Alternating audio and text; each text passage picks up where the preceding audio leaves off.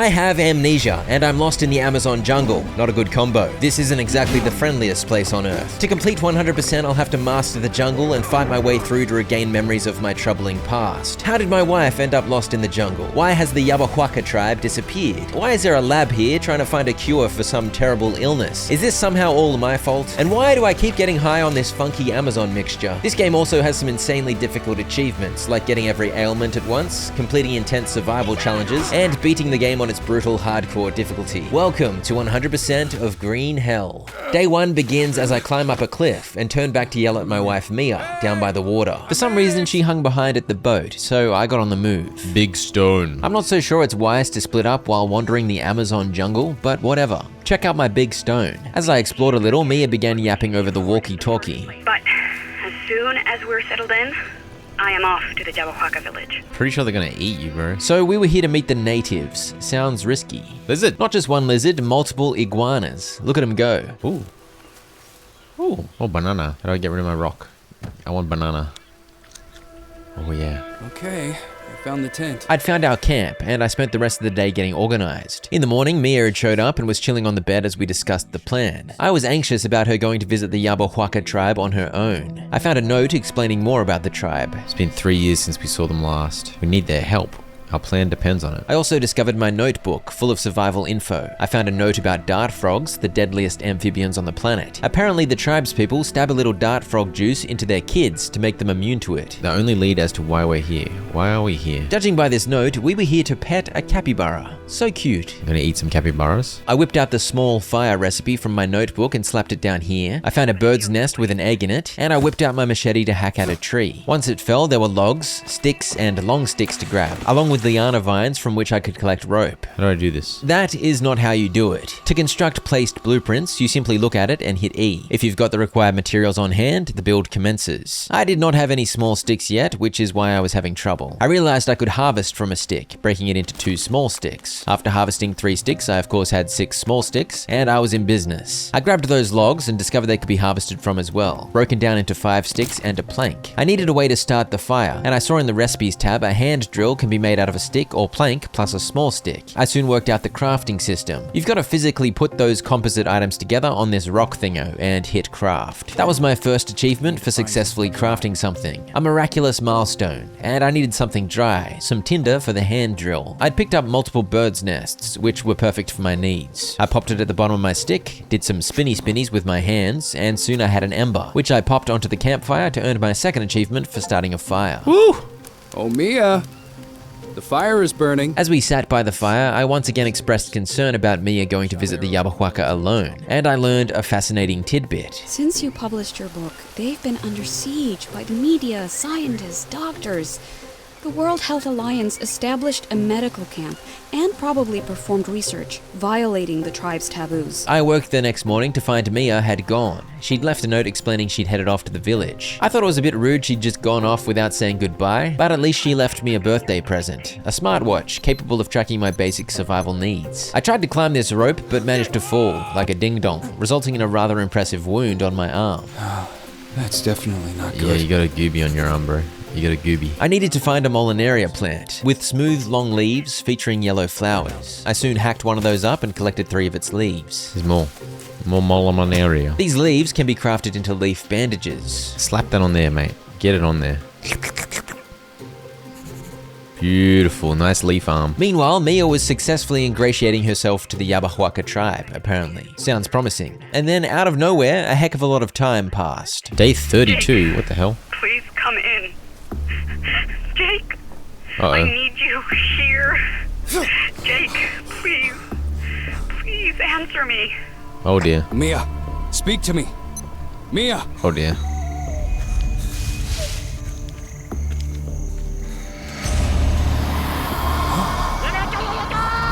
Holy moly, Yabahuaca.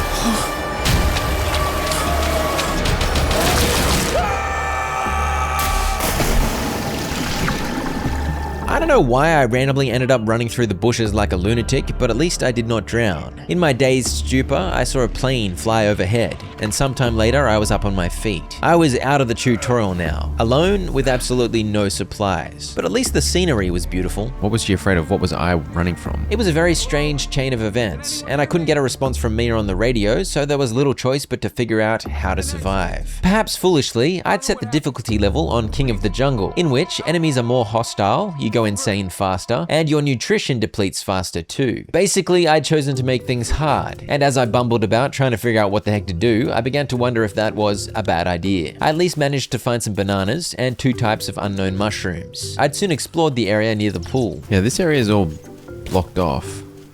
This is a good spot for a base. I grabbed some of these vines as ropes, and I found an obsidian stone in this little cave, which I combined with a stick and some rope to craft an obsidian axe. I used it to chop down a palm tree, which resulted in 4 logs plopping to the ground, along with a bunch of palm leaves and some fiber. There were many things that I could build listed in my notebook, and I figured setting up a base of operations was the play, so I got to work. First, placing down a stick stand on which you can neatly store sticks. After harvesting some logs for a bunch of sticks, I put together a fire too. I made a hand drill out of a plank and a small stick. I used that fiber from the palm tree as tinder, and soon the campfire was ablaze. I began clearing even more space around the little clearing that I'd chosen to build in, hacking away at the bushes, and I placed a small stick stand. I guess my plan was to get organized with materials stocked up. To build one of these stands, I needed long sticks, so I attacked a skinny tree and was pleased to see it did indeed break down into a couple of long sticks, plus a bunch of other smaller sticks, and I was able to make progress with my constructions. The small stick stand only required sticks and rope to make, so I was able to put that down and begin neatly stacking small sticks. This was all well and good, but you may be aware the ability to neatly stack sticks does not actually help that much with your basic survival needs. Also, my obsidian axe soon broke, and my tree chopping was at an end for now. It was now dark, and I figured some sunlight to see by might go a long way to help me, so I found the leaf bed blueprint and placed one of those down. I needed 10 palm leaves to build it. I collected the leaves dropped from the palm tree I felled earlier, and thankfully that was enough. I lay down for a night of sleep, a full 8 hours. When I awoke, it was still dark, but at least I'd replenished my energy. The energy is the lower bar there in the bottom left corner. The upper bar is your health, which is refilled by getting nutrients into you, and which depletes as your nutrition depletes, or if you get injured. I got a leech? Why is it telling me about leeches? Also in the bottom left, you can see a dirt splatter symbol. That's because I was dirty from all my hard work. And a magnifying glass, which signified that I needed to inspect myself for injury or parasites. Oh, I do have leeches. Gross, dude. Having leeches attached to a limb results in sanity loss. The final stat shown in the bottom left by that head symbol. Thankfully, simply clicking on the leeches brushes them off. What the heck am I doing? I found a big stone and realized I could harvest it, breaking it down into 3 stones. I also realized my campfire had burned out, leaving charcoal and campfire ash behind that I was able to collect. After looking through my book, I realized I could make a stone blade out of 2 stones, so I crafted one of those, and once combined with a stick and some rope, I was able to craft a pickaxe. I also made another axe out of a stick and stone. I'd built the pickaxe thinking perhaps I could chip at one of these boulders to collect more stones, but I soon discovered that was not the case. I moved on to making a heavy stone axe, made with a long stick, a big stone, and some rope. This is a heftier 2-handed axe. Alright, well I got some tools. And at this point, I decided I was not in the mood for such an intense survival game, so I put the game aside for a while. And by for a while, I mean 9 months. I'm thirsty. Dude, I'm so screwed. After so long without playing, I couldn't remember anything. That's why I said I'm so screwed. Unsafe to drink. I managed to rebuild a campfire. At least I didn't take long to remember that nifty trick. And I also managed to get an ember happening. I was clearly popping off. Come on, baby. Come on. I was on track to figuring out a solution to the water problem. I need to boil some water somehow. I have no way to get water in a container, so this is useless. Why have I done this? Should I just run off this way? What? My health is getting low. As I mentioned, your health gets low based on your nutrition. I was very hungry and thirsty, so I was down to about a quarter health. Effects of consumption unknown. Eat 25 carbohydrates. Eat banana. The bananas did indeed provide 25 carbohydrates, a most beneficial macronutrient, and you can see on my health bar a light grey bit was added. That's my new potential max health, thanks to the bananas, which the white bar will fill up to as time passes to increase your effective health. Basically, your max health equals how well you fuel your body with nutrients. I'd crossed the log bridge out of the relatively quiet starter area to see what I could see.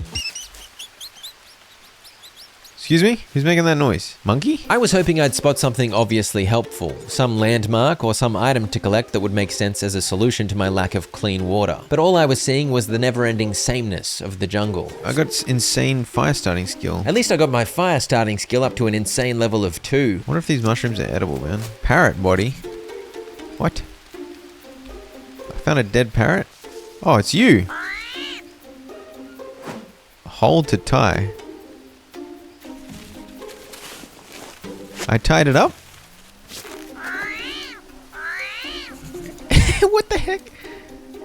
A toucan's body as well. What is going on here? Okay, so I found some stuff, but is any of it helpful towards getting water? Pick up the toucan body. Give me the 3-banded armadillo. Wait, so did I just learn how to make an animal pen? I'm so thirsty though. Sorry, dude. I just tied this guy up for no reason. I'm too thirsty. I'm just gonna die of thirst. Come on, armadillo. We need to find some water, dude. Maybe I just drink unsafe water and deal with the consequences. Probably herpes. Well, what is that? This armadillo is quite noisy. I think I gotta drink this disgusting water. Oh, crap. Oh, crap.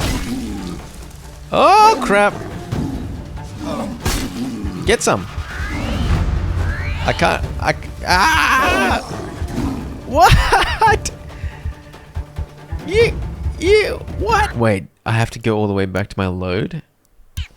There's no respawn mechanic? Oh, well, at least I got the die achievement. The first step to greatness. Well, is that a jaguar? Just around the corner?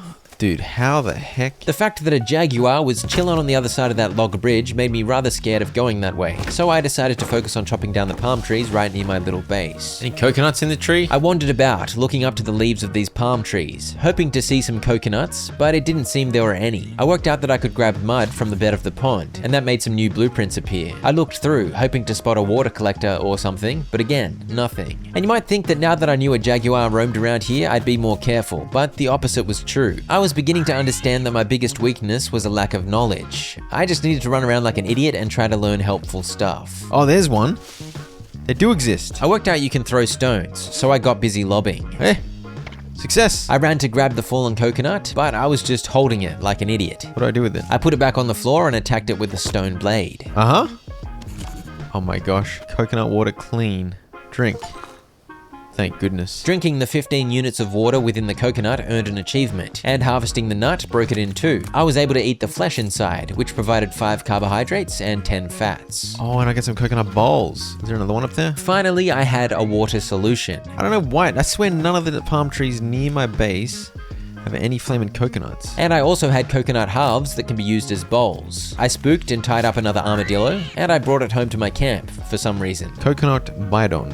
What the hell's that? I whacked a coconut and a rope on the crafting rock, and a bidon was crafted. What's bidon? Bidon. But what is that? Stone spear. Long stick stone blade rope. I was bamboozled by the French, but I of course knew from obvious context clues that this was some kind of bottle. However, I was immediately distracted by the fact that I'd unlocked the ability to make a spear. This poor guy. Just left him tied up there. Also, I needed to abuse animals, all in a day's work. I soon had a stone spear crafted out of a long stick, stone blade, and rope. Here we go. Now I can stab. I'd seen some long black fish in the pool right next to my base, and they were in the firing line.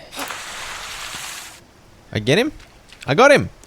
I got him! I got an arowana! Oh, the crafting is so laborious because I'm like, how the hell do I make the thing again?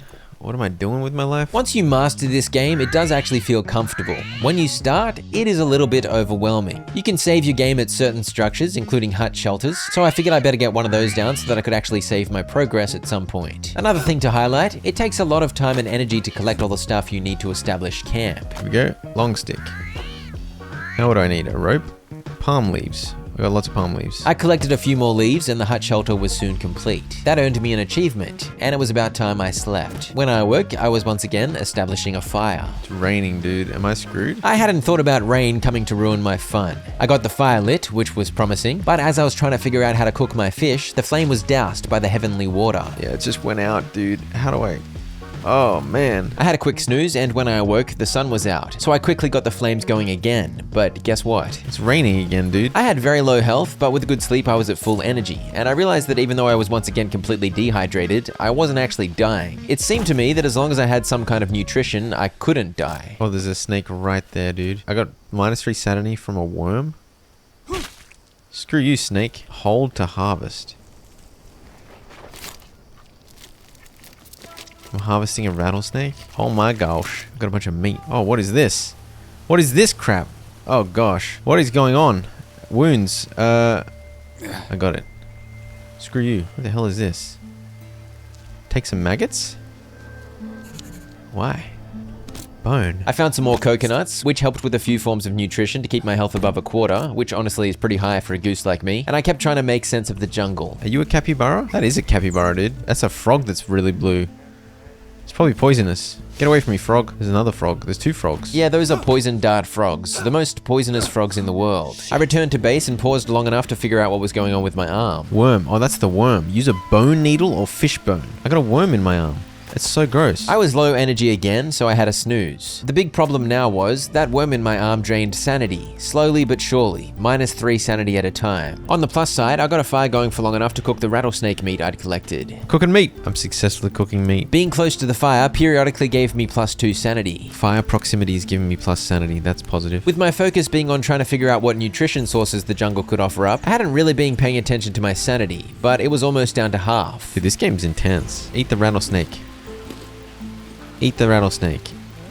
Get some protein into me. I believe that was the first bit of protein I'd managed to eat. A momentous occasion, since I was mainly living off banana carbs. After another comfortable sleep, which also gives plus sanity by the way, I honestly couldn't believe I wasn't dead from malnutrition and dehydration. I harvested the arowana, which yielded some meat, arowana scales, and some fish bones. I also harvested from that animal bone I'd collected, which broke it down into 2 bone needles. How do I use my bone needle for this, please? Oh, I can like this. Ow. Is it gone? Got rid of the worm. Okay, I'm making very slow progress. I get tired so flaming fast. My energy was indeed depleting rather quickly, especially if I ran, jumped, or used my tools. My lack of good nutrition contributed to that, because when you have low nutrition, your energy drains faster. Get out of here, dude. I'd returned to my hut shelter because I'd suddenly realized I never actually saved the game. I saved my game in a shelter. Coconuts and bananas kept me alive, but I really should have knuckled down to figure out a more reliable water source. Alas, I was running around like a madman. I feel like I need to find something. Surely something momentous was hidden out in the wilds. Was that like a ball? Yeah, those are balls over there. They might charge me. Oh! That's not what we want. What the heck was that? The snake bite sent venom coursing through my veins, gave me a fever instantly, and now my sanity was draining fast. What was that noise? Oh gosh, I'm so dead. My health was also draining fast due to the venom. I'm hungry? Oh gosh, I'm going crazy. I think it's because my insanity's low. I've got a fever though, venom wound, bandage, in combination with a plant. Am I dead?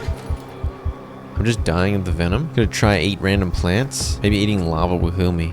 Eat it. Nope. It was bad for my sanity. What is this? Oi! Oi, what the heck was that? Do you see that? Some weirdo threw something at me. Does that mean there's tribal people there? They threw a rock at me. And then I died of poison. I think it was a strange coincidence. I've got to treat it like a roguelike at this point. Just get out there, acquire information, figure out how the hell this complicated survival game works. It's like, what is this? How do I know what this is? Do I just eat it? 3 food poisoning. Well, that's a shame. That's a shame. How do I deal with the food poisoning? Consuming plants with natural anti-food poisoning properties. How do I know what that is? There are ways to deal with venom and fevers and food poisoning and wounds, but I needed to find and test plants in order to figure out what was useful. Coconut. Coconut. The tutorial did actually teach me about a couple of useful plants, but that was 9 months ago and I'd forgotten. This is what you get for being a dirty snake. Oh, climbing place. Grappling hook. How do I make a grappling hook? I'm worried one of the boars gonna charge me. The mama boar will probably charge me. There is some structure over here. What is it? Do you think the jaguar built this? Whose bones? Those skulls? Oh, those are monkey skulls. Surely if there's a capybara there not being bothered by a jaguar, then I'm fine. Oh, what's that thing? It was a massive lizard. It just ran off. Teach me how to make a basket. Oh, bone knife. That seems useful. Oh, dude, look at this thing. Wait, what? Required items, small fire. Small fire. Yeah, right there, obviously. Do you think the tribe will come back? Oh, what's this? Oh, like a meat dryer? Put some rattlesnake meat on there to dry, dude. It's gonna go off in my bag anyway. Dude, I actually found something useful. I know the jaguar's off that way somewhere though. Fever? Oh no. I'm insane again. Lizard! It's like a water dragon. Look at at him, he's crazy. When I dug out that worm, I'd left a wound behind, which I'd never bandaged. Because I didn't tend to it, it eventually got infected, which led to the fever I was now enjoying. Also, I was nearly completely exhausted. What is that noise? Come on, eat some bananas. Eat some bananas and you'll feel better, I promise. I feel like eating bananas made me more insane. Is that how bananas work? Sleep in the hammock. Sleep in the hammock. Have a snooze. Snoozing will make you sane. No, snoozing will make you die.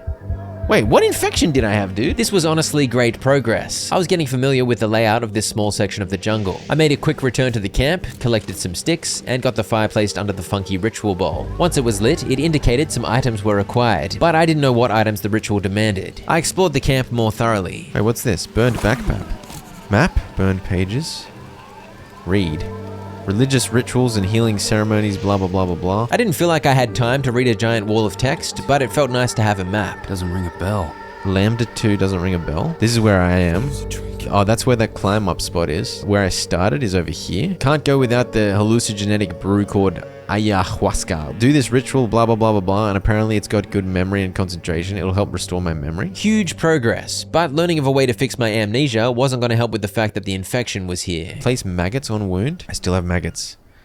This is gross. There's my infection. Put the maggots on the wound. Here we go. Let maggots eat your infected wound. Eat it.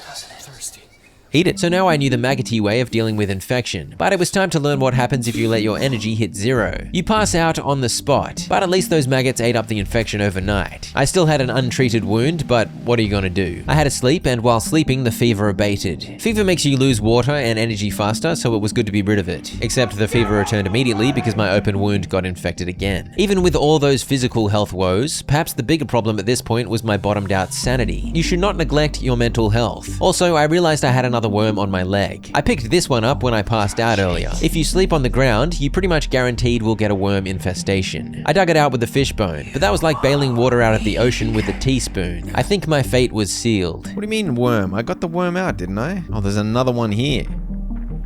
How many flaming worms do I need? What is that? Ah! Ah! Who are you? Who are you? Don't throw rocks at me. Who are you? You ugly weirdo? Oh my gosh, his eyeballs. What's this stuff? Ooh. Shiny mushrooms. Holy crap. That guy just evaporated. Ah, there's another one. Don't throw rocks at me, you dirty dog. Oh! Come here. Come here. Oh gosh. He got me, I think. Killed by thrust. No, I got thrusted, dude. This is so ruthless. It's hard to believe. Maybe I have a chance if I'm not going insane by the time I get to the new base. And so I chilled by the fire, which raised my sanity over time. And I'd worked out cooked meat also gives some sanity. A lovely +5 when I ate this cooked arowana. I'd also finally let go of my tunnel visioned obsession with running off into the wild, and I actually remembered I'd made a bidon earlier. Oh my gosh. Put this next to the fire. Can I pour this into there? Oh, that's the way to do it, dude. Pour this into there. I've got 40 units of water. And I can put 10 into each of these at a time. And then I can slurp up 10 at a time. Oh my gosh, I solved world hunger. Yeah, that wasn't too complicated, although the mechanics of this game are quite finicky while you're learning. But really, I should have just focused on that earlier instead of running in the bushes. The fact that I'm not dying of thirst, I think is helping me. People have indeed reported that not dying of thirst is helpful. Although in this game, for some reason, you can't actually die of thirst. But I definitely was not going to die of thirst now because before long, my watch informed me I was full up on water. A modern day miracle. By now, it was clear to me that my little wormhole wound wasn't just going to heal on its own. Molinera leaf. Molinera leaf.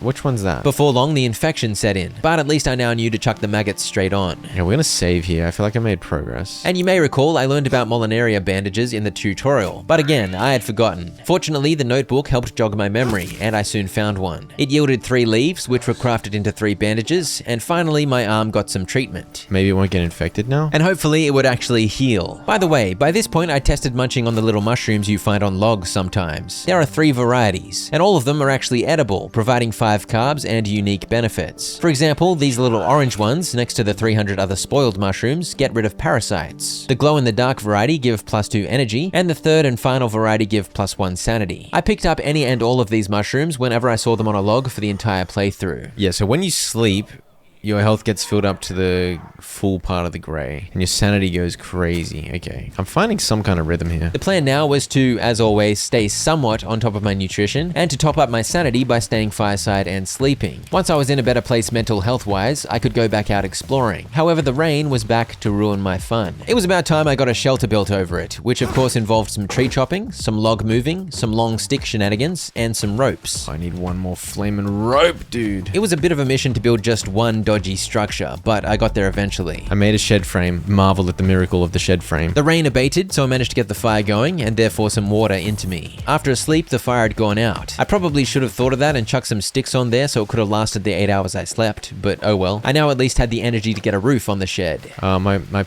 axe broke. How do I make axes again? Repetition was slowly embedding the important rules of this game into my head, which was speeding up the flow of my survival activities. Oh, I keep getting clean. Wait, I'm getting clean water.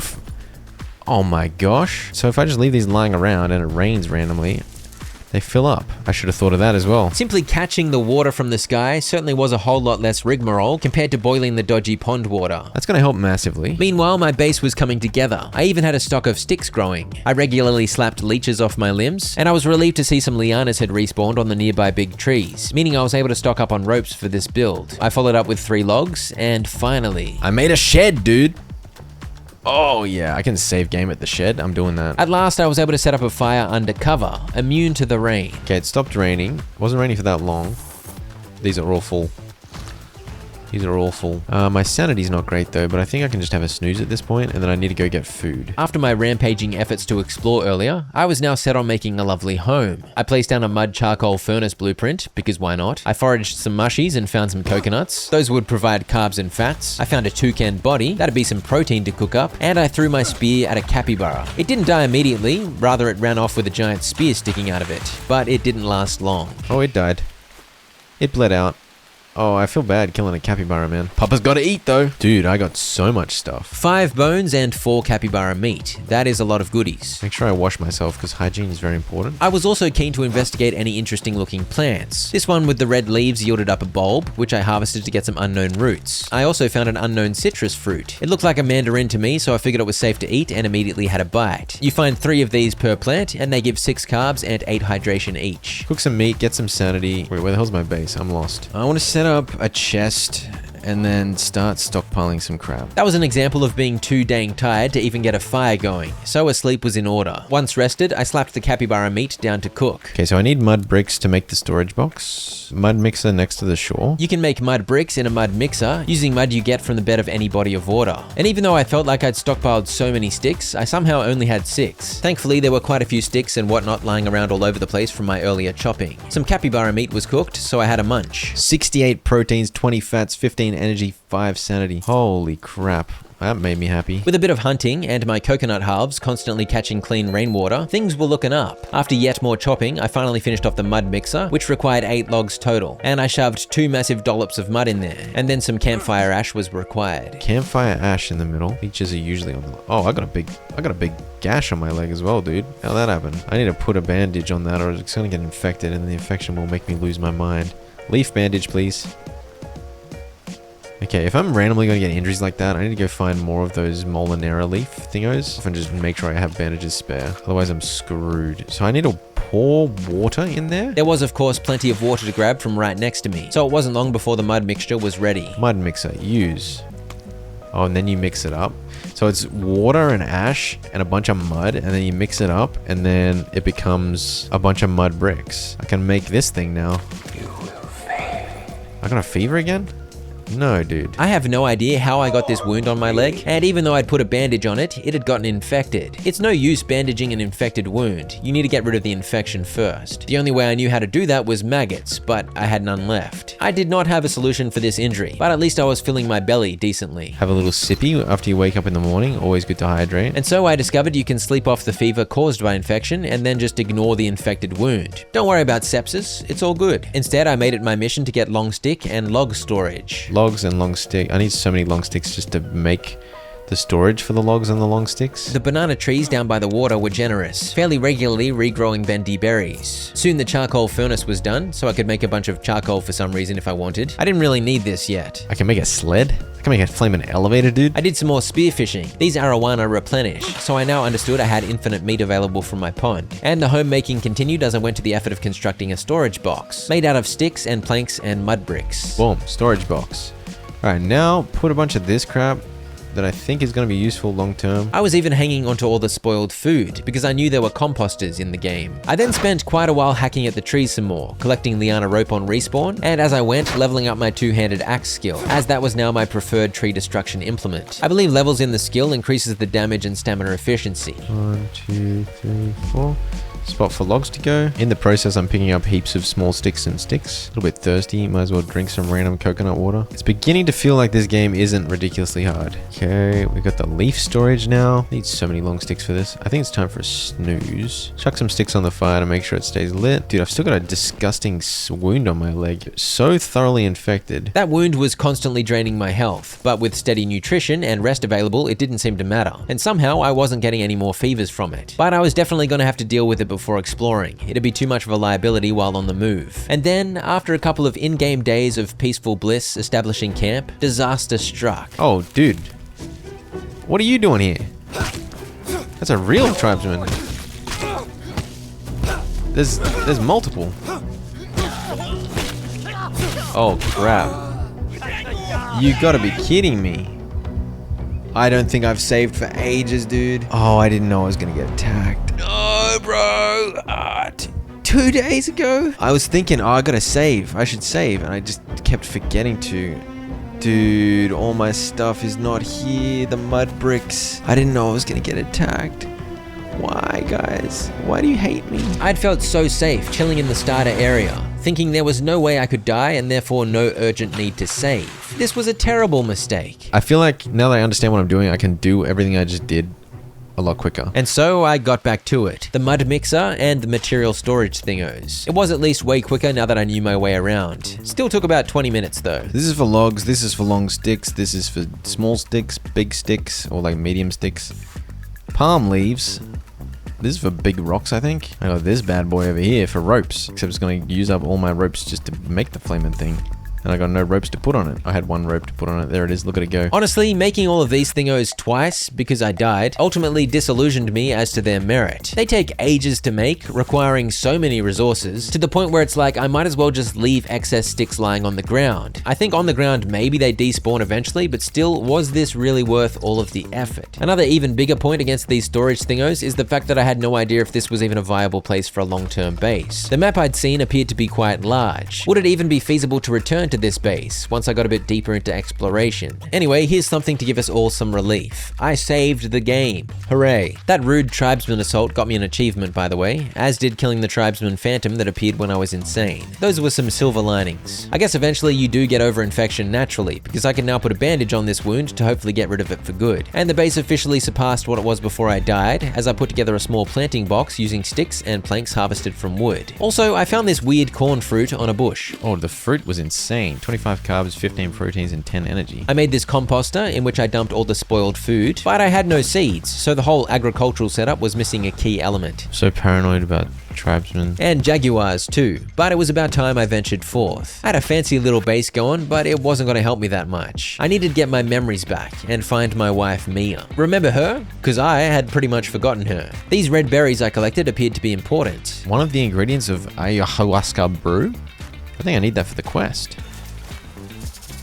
Oh, not this time, you butthead.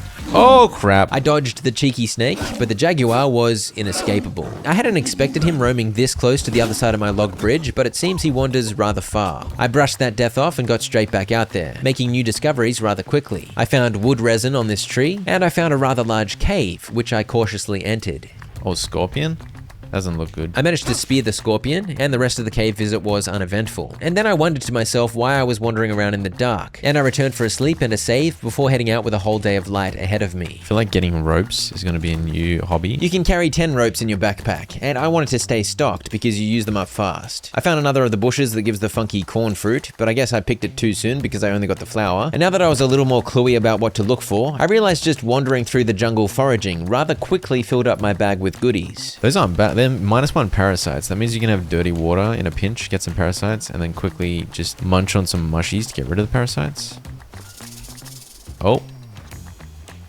I'm just trying to take my time for that exact reason. I was indeed walking along slowly, because you get a little rattle of warning when you go near a snake, which gives you a chance to avoid getting bitten. As long as I could avoid a serious injury, I felt like I would be okay. I soon made it back to the tribal camp, where I grabbed the map and read a little more about the ayahuasca ceremony. Basis of the brew is always the Banastereopsis capivine. I made sure to go near the meat dryer so I could learn the recipe. I upgraded my stone knife to the bone knife, and I got into a fight with an invincible cane toad. What on earth? This frog is invincible.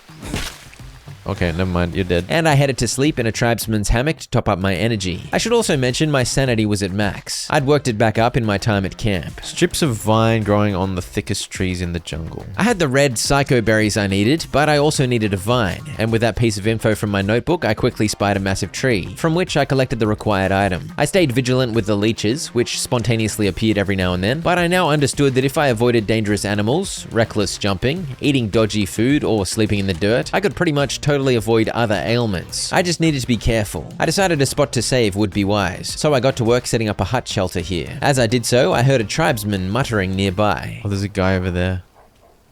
I can see him, I think. I was getting tired anyway, so I slept hoping he'd go away. I'm probably gonna just get killed in my sleep. That I have hope the game works by despawning them. Nope, they're still there. But they seemed relaxed, so I chose to ignore them. I definitely did not want to go close to them though, so I decided to just gun for the ayahuasca ritual. I had all the ingredients, so why not? What could go wrong? Once the fire was lit, I dropped the vine and the red berries in, and it was time for glory. Come on, May, we're doing it. There's some tribal dudes like right behind me. I'm on like low health because I haven't had any...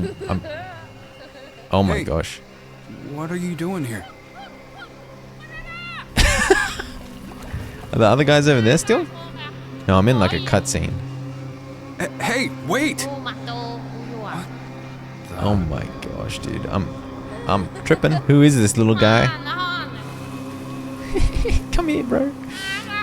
Yeah, those red berries are called psychotria berries. I think there's a clue in the name. Maybe I didn't need to be worried that I started this ceremony with tribal men watching me. Who cares when you're completely off your face high? You can admire lots of beautiful... so many beautiful butterflies. The boy soon led me to a sealed off passage, which he somehow phased right through. OT. Occupational therapist. Fade to white, you're dead. Hey, And you're- kid! Oh. Where are you? This was pretty cool, as I wandered through the trippy dreamscape of whatever that funky juice mixture had done to my brain. Soon I was in a black void, and then the void gave way to a new scene. First contact is always difficult. They're extremely weary. I don't remember anything. You were calling to me. I ran out of the tent and... They have to be. Civilization is killing them, and we don't even realize it. Mia, Maybe it would have been better if I'd just died back then. I tried to touch the frozen in time Mia, but she faded away. Soon I was dropped into a new scene, where Mia explained how American colonization brought diseases, wiping out many Amazonian tribes and forcing the rest deeper into the jungle. Check out this hairstyle. And me? Naively, I assured them about our good intentions. I wasn't 100% sure if these were true memories, but it seemed feasible this was how Mia's first meeting with the tribe had gone. They trusted us. Embraced us as their own. They even shared their secret with us. Dude, this party looks like it popped off. I just wanna... Mia once again disintegrated, and a gift was left floating, ready for me to claim. And suddenly, Mia chirped up on the radio. I need you. Mia? Wait! I'm here! Huh? Was that a real radio transpondence or? I was dropped back into reality with full health and energy, so that was a bonus, and I'd regained contact with Mia. It was quite a coincidence, or the ayahuasca magically repaired the radio. Either way, we were now both checking in on each other. She claimed she was safe, and she was more worried about me than she was herself. But ultimately, this radio conversation was completely useless, somehow, and the radio soon ran out of battery. I found a cage trap in which a Brazilian wandering spider was caught. I grabbed it. Meanwhile, some sunlight charged up the battery, I guess, and I got back in contact. I'll always be here for you if you need to talk. Oh my gosh, shut up, bro. You know I'm safe. I already told you.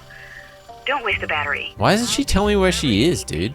She's a big weirdo, man. I found this radio conversation extremely annoying. She didn't offer to help or anything. She was very vague. Her behavior makes more sense later as the story unfolds, but at the time it baffled me because I was clueless thanks to my amnesia. As I suffered through about 73 dialogue options, I made my way back to where the OT rock had been, and the passage was now clear. I was free to emerge out into the broader jungle, so through I went to have a look-see. It's not alright. How can it be? You're out there, far away from me. Dude, this girl is so annoying, man. Hey, you're right. No, she's not right. She's an idiot. At least I was seeing some lovely sights. For example, it seemed a landslide had caused a bit of a ruckus knocking over some trees on the other side of this creek. I'm so happy I ran out of dialogue options. Now I feel like my original base is just like 10 kilometers away. My base is like here, I think. 48 west, 24 south. So I'm here. So I've got to try and get here. Yeah, so I think I go back. I'll come back through here later. I headed back where I'd come from, and soon I was at the tribal village where I finished off the hut shelter I'd been planning to build earlier, just so I could save the game. I collected some coconuts, and I had a sense that satellite bases all over the place would be wise, because I now understood you simply don't maintain energy levels for long enough. Having a main base that you always return to was not a realistic solution, and of course the ability to save at various spots around the map was going to be handy too. But as I put in all the hard work to make a shed here, so that I could have a sheltered fire, I started wondering if that much effort was even worth it. Maybe it was only worth putting somewhere to sleep. All this was going to do was let me cook meat, but I got it done, and I now had a permanent refuge at this tribal camp. I picked up some of these mystery snails from next to the creek and cooked them by the fire, and I continued to use coconut bowls on the ground as my main source of water, though that of course required rain to help me out. Oh, what was that? That skittering noise warned of a nearby spider, and I'd failed to heed the warning and got bit. So now I had 3 stacks of venom, a fever, and a spicy wound on my leg. Cook some spiders in revenge. I attempted to dress the wound, but a normal Molinarian bandage wouldn't cut it. I'd harvested a lily leaf at some point, and with it I made a lily dressing. Is it anti-venom? Maybe. Antitoxin, antihistamine. Dang it! I need anti-venom. While I was leafing through my notebook, I wasn't looking at my rapidly depleting energy, which was being decimated by the fever. This took things from bad to worse, because passing out on the juicy Amazon dirt resulted in a double worm situation, infestations in both my arms. After a proper sleep, the leg was sorted, and the venom was long gone, but now I had 2 arm wounds left over after I dug out the worms, and I was fresh out of bandages. I tried to regroup with a focus on food so my health would stay buoyed up, but of course both the worm wounds became infected at precisely the same time. And I was hit with a lovely 2 stack of fever. Extra intense fever, I guess. Oh, and did I mention I'd caught and cooked a poison dart frog? I thought cooking it would get rid of the poison, but the cooked meat looked terrible. I was almost certain that it was gonna kill me, but on the other hand, I was very curious. I decided to eat it. It gave me a whopping 20 stacks of food poisoning and tanked my sanity all the way down to 0. Hey, what the hell, dude? And that is how I was bashed up by a sanity tribesman. Again. After reloading, I got on the move immediately. Screw that base. I collected some tobacco leaves and flowers, and I followed the water. I climbed up this log, but then changed my mind after looking at my map, and I fell off, resulting in a leg scrape. I had 1 bandage left, so I treated it and kept on the move, foraging everything I laid eyes on. And my map, plus my watch's GPS coordinates, helped me make sense of where I needed to go. This area is massive, dude. How big is this flaming map? Bees? I'm not getting in a scrap with some flaming bees, dude. Guess I'm going up here. Oh, the big boar's coming. Big ball, why are you guarding the flaming log, dude? Silly big ball. My turn. My turn. Those peccaries don't actually fight you, which I learned soon enough. And up the log, I was met with a blockage. How do I get up there? Flaming grappling hook, dude. So maybe I do need to go through to this area. Finding this added some dialogue options with Mia. I told her I needed climbing gear, but she was completely useless. All I could do was explore and hope that I found a grappling hook somewhere in the jungle. That didn't really seem like a good plan. I found another cave in which I took out a cheeky scorpion. Oh!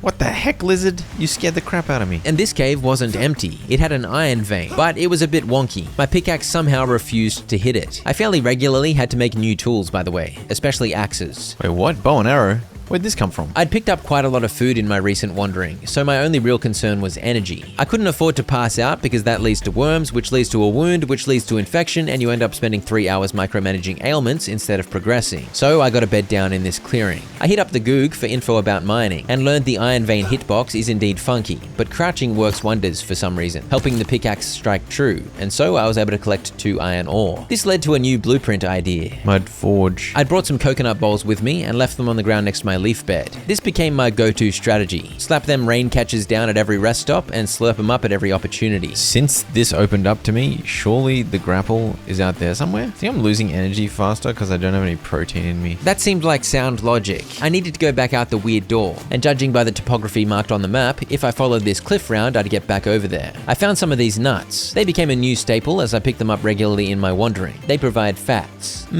Fats. So I'm all the way back at that weird, funny hole in the rock. I quickly saved back at the tribal camp, had a quick snooze, and I was off. But now I'm here, and I feel like I can explore so far. Don't I just have free reign of this entire area now? What's this thing on the map? There's like a brown dot on the map. Should I go there? Hugging the ridge to the north and then east would lead me to that dot on the map, so off I went. This is where the mudslide happened. I think I saw the bottom of this. I kept my eyes peeled for spiders and snakes, and I should also mention I was always looking for molinaria plants so I could make more bandages, but they seemed uncommon. Either that or I was blind. Before long, I realized I'd already gone further east past the brown dot on the map, except I'd seen no outstanding landmarks. Maybe the brown dot on the map was nothing. Or maybe I keep going to this white bit instead. I cautiously continued east, and I soon found the entrance to a rather large cave. There pretty much always seemed to be scorpions in these caves, so again, I was cautious. I found another iron vein, and even though I couldn't really afford the bag space or the weight, I collected 2 more ore. And I discovered this cave had 2 levels, and 2 entrances. Which grappling hook am I at? This cave cut through the ridgeline all the way back to the starting area. I jumped down and suffered a leg injury, but I didn't care. I desperately needed to sleep. I chopped at some trees and rushed to get a bed together. Please don't pass out.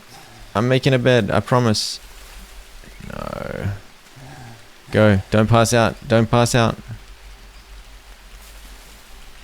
Oh, come on, dude, I just made the leaf bed. With 0 bandages, a leg wound, and a bunch of worms infesting my limbs, my fate was inevitable, so that was a reload. This game is unforgiving. Yeah, I think I just go fast, man.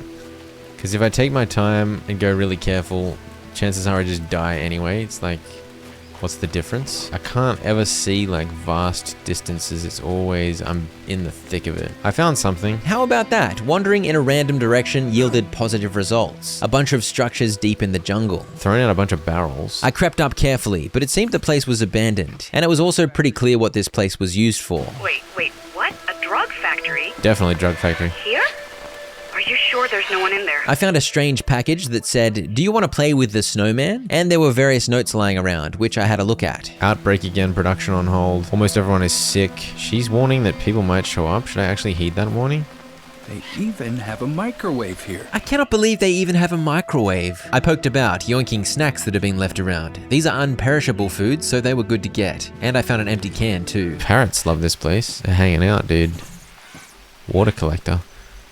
Wait, what? There was a pot full of rainwater over here, which was nice, but this here was what had taught me the water collector recipe. This thing collects rain almost instantly, but it also collects water when it's not raining, via condensation on the leaves or something. I found instructions for making spaghetti bolognese, or maybe drugs, I don't know. I got a flaming whippersnipper. Can I use that? I can save game.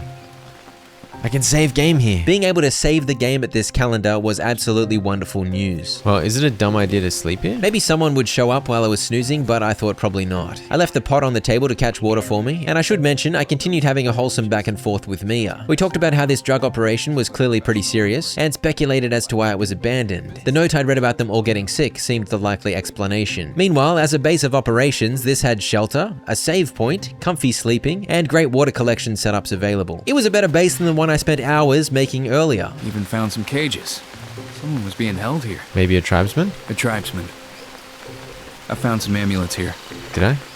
Why would they lock up a tribesman? We got it marked on the map now. The drug camp, whatever. So I guess this was my new base, and I wandered out, hoping to find other notable landmarks. I found a field of bushes, probably something to do with the drug operation, and I found a killer trap. Someone walks through it, they get snapped. And finally, after a long time with eyes peeled, I found another Molinaria bush. I soon had 3 more bandages crafted, which put my mind at ease. These types of games, the instinct is like, let's set up a sick base and then feel really strong because I've got a base of operations. But the problem with that is it takes 2 years to set up a base. Meanwhile, wandering around like a dingus was yielding me food to live by. Willy-nilly, food everywhere. Just get so much food, dude. I'm at 31 south, 50 west. I'm all the way down here. I'm surprised I haven't run into any beasts that want to eat me yet. I found another cave in which I mined some iron ore, but I couldn't really afford to carry that much extra weight. I dumped a bunch of sticks to make it just work. This was another rather big cave, and as I explored, I found a little camp. Grappling hook? No grappling hook, but someone brought some snowman dust in here. There was a letter discussing how the sickness had arrived. A couple of days ago, they caught some gringo who was wandering in the jungle,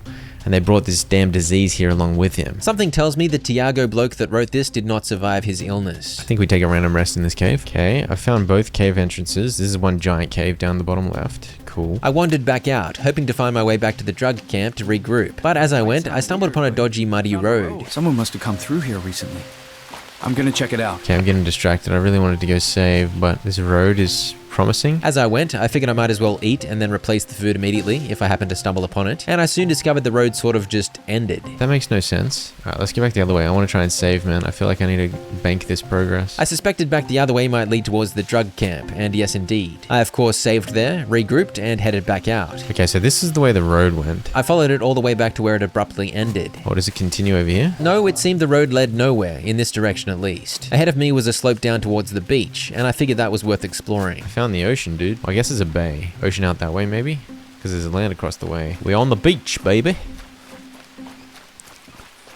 Oh, no. Oh, no. That's a flaming crocodile. That was a black caiman, a friendly chomper of the Amazon. I did some crafting, combining short sticks with feathers. I had 12 feathers yoinked from a couple of dead birds I'd found, and that was enough to make 6 arrows. I then hunted down a long stick, which I combined with a rope to make a bow. My bag was too heavy again, so I threw out some random stuff. I was in explorer mode now, so I needed to keep it light. But before getting too ahead of myself, I needed to think about sleep. I'd learned by now that once your energy gets down to about a third, you've got to focus on creating a spot to sleep, above all else. Which in most cases meant grabbing palm leaves and finding a spot for a bed. However, I didn't realize it's sometimes flamin' hard to find a spot for the bed to go down. Let me place my bed, dude. The bed insists on being placed somewhere nice and flat, which I guess makes sense. But in this case, finding a good spot used up more energy than I had to spare. Oh, that's not the type of flaming thing I need. I need these. I hacked away and the palm leaves fell, but I needed 10 leaves. That tree only dropped 9 leaves for me. I thought it was gonna happen again. I was gonna pass out 1 second before finishing my bed. But no, thank God I was all good. I even took the time to slap some leeches off because I'm a daredevil like that, and then I plopped down to bed in the rain among the bushes. But it was a comfy leaf bed, so I awoke fresh as a daisy, and I returned to the beach. I don't want to get in scrap with the crocodile over there. I do want to find useful things though. See, this is risky. I'm just wandering around a blind corner. Where am I? I'm somewhere over here. There's another crocodile. Is that a turtle? The turtle and the crocodile are living in harmony. That's beautiful. I kind of want to hunt the turtle though. I ran up to the turtle when the caiman wasn't looking and bonked it on the shell. Harvest the turtle before the... Oh, the crocodile's coming. Hurry up, dude. Hurry up. Hurry up. Hurry up. Ooh, turtle shell. The caiman was wandering back over, so I legged it. Is that a tribesman chilling over there? What the heck, dude? Okay, so now I'm at the mouth of the river up here. And it was about that time. Time to slap a bed down again. Why does every single log look like a crocodile? My nutrition was doing just fine. I left coconut bowls to catch rain whenever I stopped, and it was raining 24/7 at the moment for some reason. And I ate a bunch of carbs and fats from foraging. I was on a 0 protein diet though, so my gains were probably lacking. In the morning, I wanted that turtle shell. Oh, the crocodile's right there, dude. Screw you, crocodile. That's my turtle shell. Ah, it's right there. Run! I feel like this tortoise shell is the best find of my life. Now, we keep on... Oh, I see something over there. I followed the river inland, and there was indeed something over there. A dock, which I soon concluded also belonged to the cartel. It featured some sadly unseaworthy boats, some more snacks, which I of course claimed, and there was a little water filter contraption here, which I learned how to make. Mud water filter. Oh, I can save here as well. I can sleep on this car back seat. This is huge. Another save point? I found a 4-pronged spear, a new spear variety I was now able to craft, along with a rusty machete, and I chucked my water collectors down before having a snooze. It's kind of like free satellite bases. I was thinking, Oh, I should make some bases all over the place so I can easily rest. Rest and save. Like, that's the combo you want. I also found this stick fish trap, and that was yet another recipe learned. That seemed to be all there was to learn, except that evidently the cartel had stuff coming in and going out by boat. Further inland, I found another molinaria plant, so that was 3 more bandages, up to a total of 6, and it had been a long time since any ailment had bothered me, which is a miracle. I'd been swerving around snakes, I'd been avoiding passing out in worm-infested mud, and I hadn't attempted any maneuvers that risked a scratch. A far cry from the chaos of my earlier efforts navigating the jungle. There's a remove 50 leeches achievement. I don't know where I'm going, dude. I just gotta keep moving. Screw you, spider. I was up in the northwest, and there was a bit of land to explore north of the river, so I headed over to investigate. Oh, I found a cave at least. Long bamboo stick. Oh, I learned how to make a blowpipe with that. Get a shot off. Whoa, why am I so shaky? So shaky. Got him. Can I get my arrow back? I can. Nice. Deeper in the cave was quite an elaborate camp, featuring a fancy bamboo shelter. Finding it taught me the blueprint to build it myself. I can save game in here. It was beautiful in this cave, and there were some great resources right here, a water source and rocks. It'd be a pretty sick spot for a base. Alas, it was in the literal far corner of the map, as far away from everything as it possibly could be. After a snooze and another save, I emerged, and I couldn't believe how well my exploration journey was going. I hadn't died for ages now, and even if I did die, I was somehow finding regular save spots. Now that I knew it was 2 feathers per arrow, I was happy to claim any fallen birds. And just over here were more signs of human life. A torch, a stone-ringed campfire, and a bamboo smoker. I guess this is the place where you can get the bamboo. Is there anywhere else with bamboo? I made sure to pick up the torch so that I could learn the recipe. I munched a little, and I was back on the move. I donked another tortoise on the back and claimed its shell. Got the double tortoise shell happening. I'm pretty happy about that. Look at these Brazilian nuts. I should harvest one. See what the deal is. Brazil nut bowl. Another type of bowl. I'd found the Brazil nuts in between the massive roots of one of those big trees. Brazil nuts give insane amount of fats, dude. Holy crap. 35 fats is a large amount, true. It also gave +2 sanity. And I should mention, my sanity had been totally fine while exploring, because I'd given it no reason to drain. Leeches were slapped off immediately, and I'd somehow still avoided every other ailment that could have resulted in a drain on my mental health. After a rest back at the fishing dock, I headed east. Oh. There's some tribesmen. My sense is I won't bother them. These guys with the skeleton paint on them aren't the Yabahuaca tribe, by the way. The Yabahuaca are the supposedly peaceful tribe that Mia met up with. These guys are from some other, more angry tribe. Definitely wise to stay clear. I was much further north than before, and yet I'd found the road. A different road, the same road, I don't know. But it was good news, a landmark to follow in either direction. I picked a direction and wandered off. Some creature is grunting. Is it just a ball? Is that the end of the tracks? What's this nice little pool? Oh crap, there's a jaguar. Alright, we're moving. Keep going. Keep following this road. Oh, okay, he's taking me on. I was reasonably healthy at about 3/4 health, so I survived long enough to get quite a few spear pokes off in the big cat's direction. But it refused to die. I need energy. Yeah, you better run. You better run. You fool. How do I deal with this crap? Get a bandage on it. What other wounds do I have? I'm bleeding everywhere. I can't get the bandages on quick enough. Dang, dude. Since I'd saved not that long ago at the fishing dock, I didn't feel too bad about that one. I soon found the road again, and this time I followed in the opposite direction. I don't understand how the tracks just disappear for a bit and then reappear. It doesn't make any sense. And I always think these logs are some kind of enemy. Is that just a boulder? Where am I? I'm kind of on this river. Doesn't make sense that a plant would regrow and yet the tracks are still visible. Despite my complaints about the logic of the road, I was able to follow it for quite a while. I've been following this road for 2 hours, dude. Please. Is it just a waste of time? I found a flower I'd never seen before, so I hacked at it and made space in my bag, even though I had no idea what it was for. I probably shouldn't get distracted by herbs. Keep following the Oh, you guys serious? You camping on my path?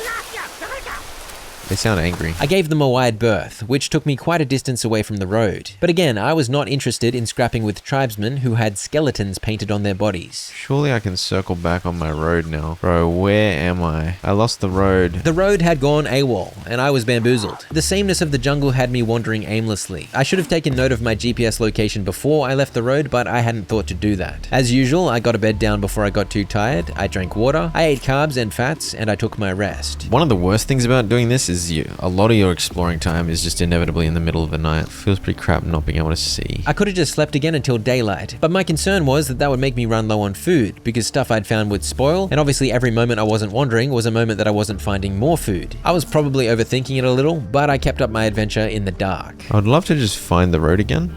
Oh. Give me more maggots. 45, 20, 20, 45. I'm over here. I'm over here, dude. After a few more minutes of stumbling about, finally. Oh, I found the road again. Okay, we try again.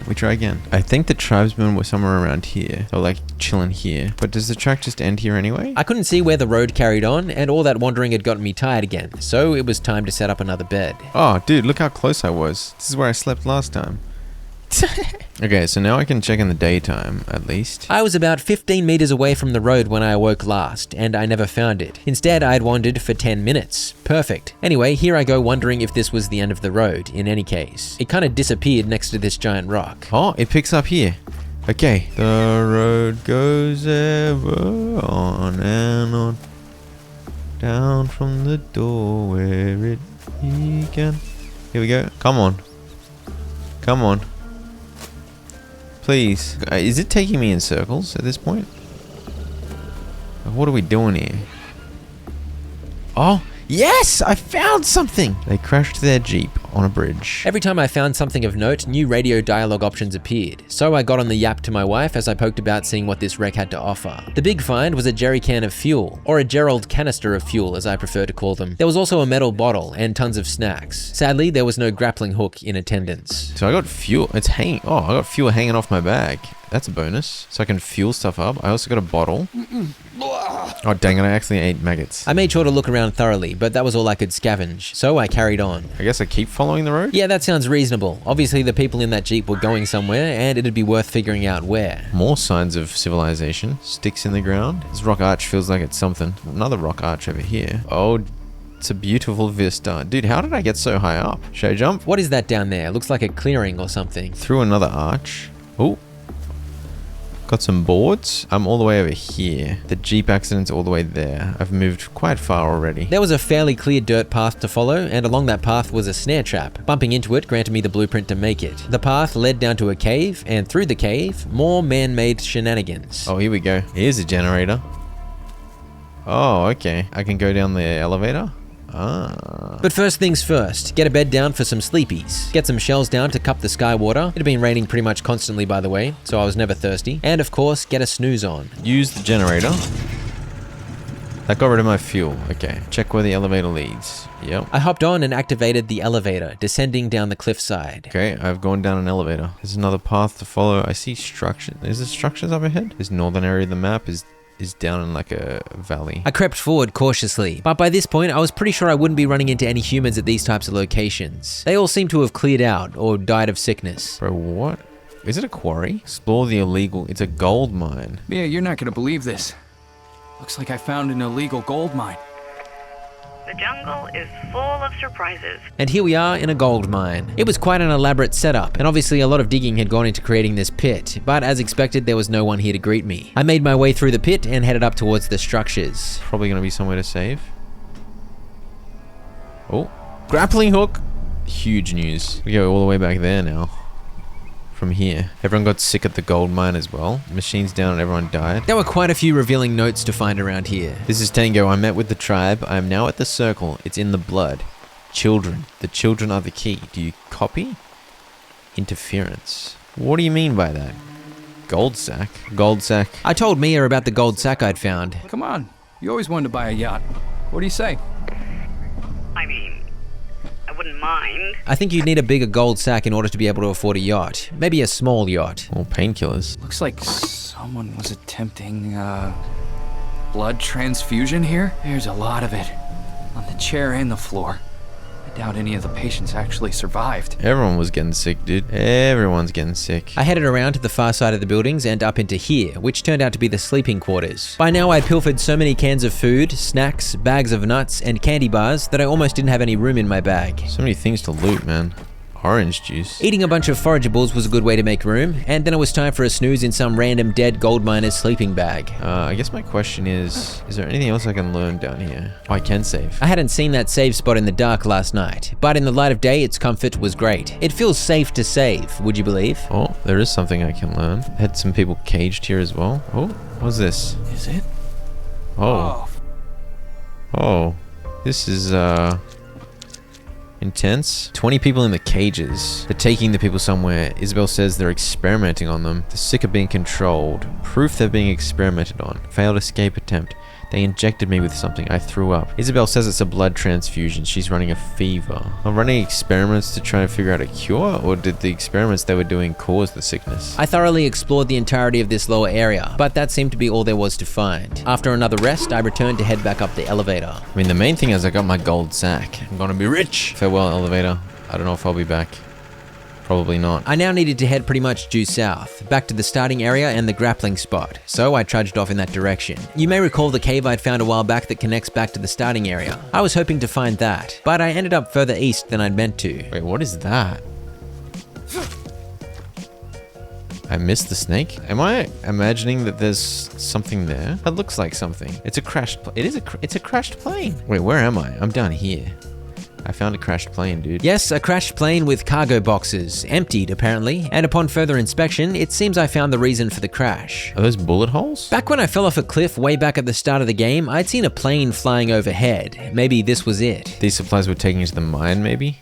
Is what my notes are saying? There certainly had been a lot more activity going on in this jungle than you might expect. So far, the summary was, people were trying to exploit the jungle, making drugs, digging for gold, and maybe there was tension between different groups. But certainly there was a sickness that seemed to have cleared all of them out, and a sickness that maybe they were trying to research. Meanwhile, the Yabahuaca tribe were nowhere to be seen. I found obsidian in this cave, and I decided to lose a turtle shell so I could take it with me. I don't know what you saw, but it would be wonderful if you found an airstrip. It's true, if a plane was flying here, obviously it had an intended landing location. Maybe I could track that airstrip down. There was a log bed in the cave, so I had to sleep before getting back on the move. I spotted a bamboo forest, so bamboo was collectible more widely than I'd thought, and I soon tracked down that cave, which cut through the ridgeline, helping me get back close to where I was headed. This was my first opportunity to use my grappling hook, getting down from this climbing place without injury. Okay, so now I'm here, and I've grappled down from here. Oh yeah. And then there's the grapple that I need to go up.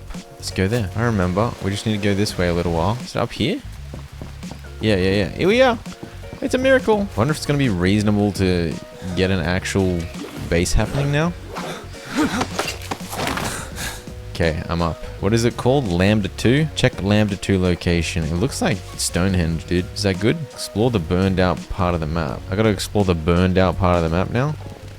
Over here, another ritual. The quest prompt was directing me further east, but it seemed I needed to get high again first. Mia, I found the Lambda location, and it looks nothing like our tent. Wait, is there a cave here as well? Oh, there's already a cave here.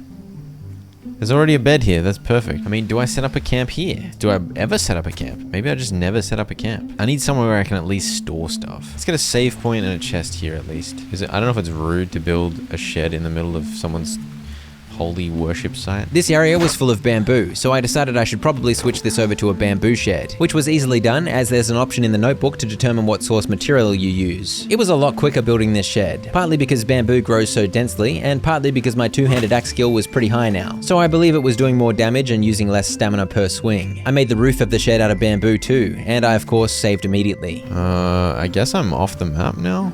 I'm going through here, actually. I headed east for that pass, but soon came to a familiar roadblock. This rock again.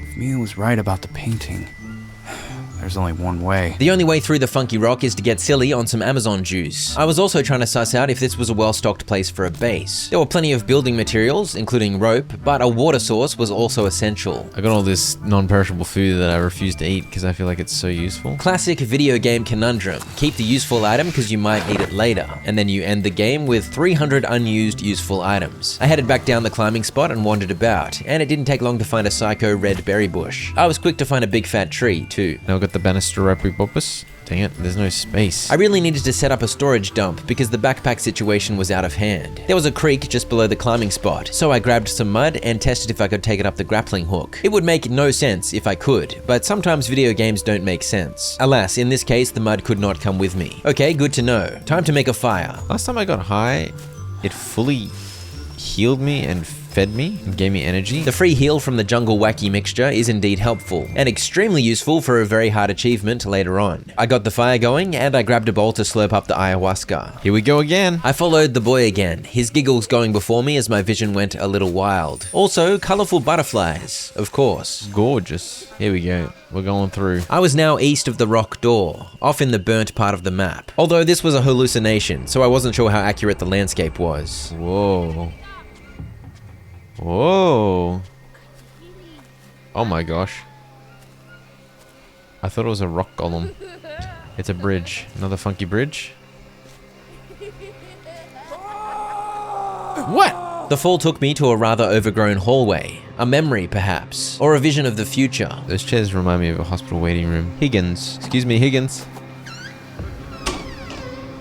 What on earth? Is this my office? My office had a bunch of floating pages that I could read. Works great for an ant bite or a bee sting. Oh, the blue mushrooms, I've seen those. I didn't eat them because I was worried that they were bad. Exactly. Bright colors often mean don't touch me, don't eat me. Yet the native peoples are eager to eat them. Okay, so I can eat the blue mushrooms. I assumed I couldn't. Good to know. So that was a helpful injection of info dug up from my past. Is that my dog? What note do we have here? Fungus found in the caves in the jungle one can find. The fungus used by the natives in their rituals can be found in darkened corridors of caves. I haven't noticed any fungus in caves. It seemed in this scene I was debating whether I should publish my findings regarding the fungus and how the natives used it as a medicine. That was it for this freeze frame of my office, so I headed back through the door. Books? Infinite books? What books are these? The book was quite good, but people aren't interested in lost tribes, deforestation, or global warming. We don't think about such things until it's too late. This was a book that I, Jake Higgins, wrote. Takes the readers on a fascinating journey into the tropical forests of South America. There was a letter on the coffee table too. Omulo Corp is interested in several hypotheses proposed in your book. Namely, you suggest that natives have access to exceptionally efficient medicinal substances, but unfortunately you do not share any details. Omalu Corp wanted details. Were they the ones experimenting on people at the gold mine? Is this the story of Big Pharma trying to get their medical secrets? We would be able to, with your help, save patients who currently have no chance. You were in a difficult situation yourself. What do you mean? Therefore, you should understand the worth of at least trying to find new solutions. We can help each other save many lives. It wasn't any different this time. No one took an interest in them, unless there was some money to be made. Yeah. Invoice. Patient Mia Higgins. Bill for hospital stay was $200,000. What happened to you, Mia? So my wife Mia was seriously ill and we owed at least $70,000 and we were already late paying it back. And I kind of had an out here if I sold the Amazonian secrets to Big Pharma. Maybe they would have given me enough money to pay for Mia's. Oh, there's a letter here as well. I've read your book and I'm mortified to say that no self-respecting scientist would ever write something like this. Because of me, the Yabahuaca have lost the opportunity to live their own way. Now they're going to be bombarded with attention from scientists, journalists, or corporations aiming for financial gain. I find it obvious that you have no respect whatsoever for their exceptional culture and you're simply taking advantage of them. You're probably not wrong, Agnes Dabrowski X. Based on what I've been seeing in the Amazon, dude, it's a bit of a mess. Maybe my book started all this. What have I done? These were the kind of memories that were maybe better left forgotten. I hadn't been remembering anything particularly pleasant. I know what drove us, but it doesn't justify anything. Oh. If not for me, you wouldn't have to go back to the jungle. I went back to the jungle to try and find a cure for her. Here's the diagnosis. Malignant tumor on the left lung, atherosclerotic lesions in the aorta, hypertension, hypothyroidism, degenerative changes in the spine, pain in the left shoulder, palliative chemotherapy. So she's dying. That's why we went back to the jungle, to try and find magical cancer treatment. I didn't know. But aren't I talking to Mia on the radio? Why didn't she bring me up to speed? Why do I have to get hired to remember the past? I was writing a book. Did Mia get sick? Is that why we're here? Why didn't Mia tell me everything? I need answers. Exactly. Mia, I drank another dose of ayahuasca, but why didn't you tell me you were sick? Yabahuaca have a remedy and we were going to get it for you? Mia refused to elaborate. She claimed her only concern was my safety now. If you can't make it, neither can I. Let's just not bring this up again until you're safe, okay? She decided not to tell me because she thought it would distract me from getting myself back to safety. That sort of makes sense, but there's definitely something off about the radio chats with my wife. Let's just do it. Let's get some kind of base set up. To begin my base setting up efforts, I fell off the log and hurt my leg. Thankfully, I'd stockpiled 6 bandages, and now it was time to finally use one. Wrap up the giant gash on my leg that I somehow got from falling 1 meter and landing on both feet. I couldn't get the mud up the climbing spot with a grappling hook, but there was a nice clearing right below the climbing spot, so the decision was made. This would be the location of my new base. RIP the first base, chilling by the pool for eternity. I soon had the mud mixer down and mud bricks ready to go. It was just down the little cliff, which I could get to the top of by climbing this big log. But yeah, and then I think I set up a base here that makes use of that. So storage, mud oven type situation. You get the idea. It was time to get to work. I began by collecting bamboo and chucking it down. I was thinking I'd make some kind of structure, a house type vibe, but it wouldn't let me build any of the frame pieces here. That was a bit disappointing because it would have been cool to make a house, but honestly, the location was the more important factor by far. So I began placing stuff down straight on the ground. And you know the drill, lots of tree chopping. I also immediately realized I had not thought through my mud mixer placement. 2 blops of mud turn into 6 mud bricks. So I really should have made the mixer at the top of the log, meaning I'd only have to move up 2 blops of mud per 6 bricks. Instead, with it down here, I had to bring all 6 mud bricks up. The mathematics of mud efficiency was not adding up. Goose-tastic mud mixer placements aside, work went smoothly. Oh, there's the Jaguar, dude. It's right there. Cheeky monkey. The Jaguar patrol came disturbingly close to my domain. I was gonna have to stay alert. Finally, we've established new storage. The gold sack obviously can chill. Oh, wait. I can't put the gold sack in storage? So the gold sack was a ride or die type companion. I chose to ride. Can't put the gold sack in there. I'm just gonna carry the gold sack forever. I would like a mud forge. Mud forges require 5 mud bricks and 5 long sticks. I inevitably also collected other types of sticks, so piles began to form. This time round, I could not be bothered making stick holders, so it all got slapped straight onto the ground. My 2 chests were a great relief to the backpack overload. This second one got absolutely slammed by snacks. I wanted space in my backpack for fresh food, and the plan was to only eat the non-perishable stuff if I was desperate. I need campfire ash for more mud. Does that mean I set up a campfire purely to let it burn out? Yep, exactly that. Multiple campfires went down under the shed up top. I also wanted dry leaves. Is the small leaf pile gonna dry out there? Like, I don't know how it works. I'm confused. I placed a bamboo meat smoker in the cover of the cave where the bed was, and when I chopped at this tree, a number of the dropped leaves were dry, so that was a quicker solution to my tinder shortage. With storage available, I was more free to stock up on stuff, and I needed banana leaves to finish the bamboo smoker, but there were none nearby, so I wandered through the rock door, which was of course now open. It is exactly the same terrain as I explored. Do banana leaves exist up here? I'm continuing the entire mission. I didn't want to do this. I just want banana leaves. I'm officially over here somewhere now. That looks massive. Is that an alligator? It is. Oh, for goodness sake. Oh, because there's something swampy going on over there. Oh crap, I fell off. I just slowly slid off the flaming log. Run. Run. Run. Can you come up a log? I doubt it, you idiot. That is the story of how I failed to find banana leaves. So I destroyed the bamboo dryer and placed it down at the lower part of my base instead. At first I'd put it in the cave so the rain wouldn't disturb the flames, but on second thought I figured those banana leaves would keep it dry enough. I soon had the fire going, and I'd found a dead mouse earlier, so I put its raw meat on the rack to be smoked. It was raining, and yet the fire did not go out, so that was good news. This might be the opportunity to get some more meat. Oh, you got KO'd, big fella. You got KO'd in the face. How much meat is this gonna be? 3 bits of meat? And 4 bones, too. A fire had burnt out by this point, so I got some more mud bricks cooking. I chucked the peccary meat on the smoker, so protein was soon to be inside of me. And I of course still foraged for banana carbs and nut fats. How do you get a parasite? I had eaten food while dirty. That's how I got the parasite. Eating one of the orange suction cup mushrooms got rid of it immediately. Okay, managed to make one of these bad boys.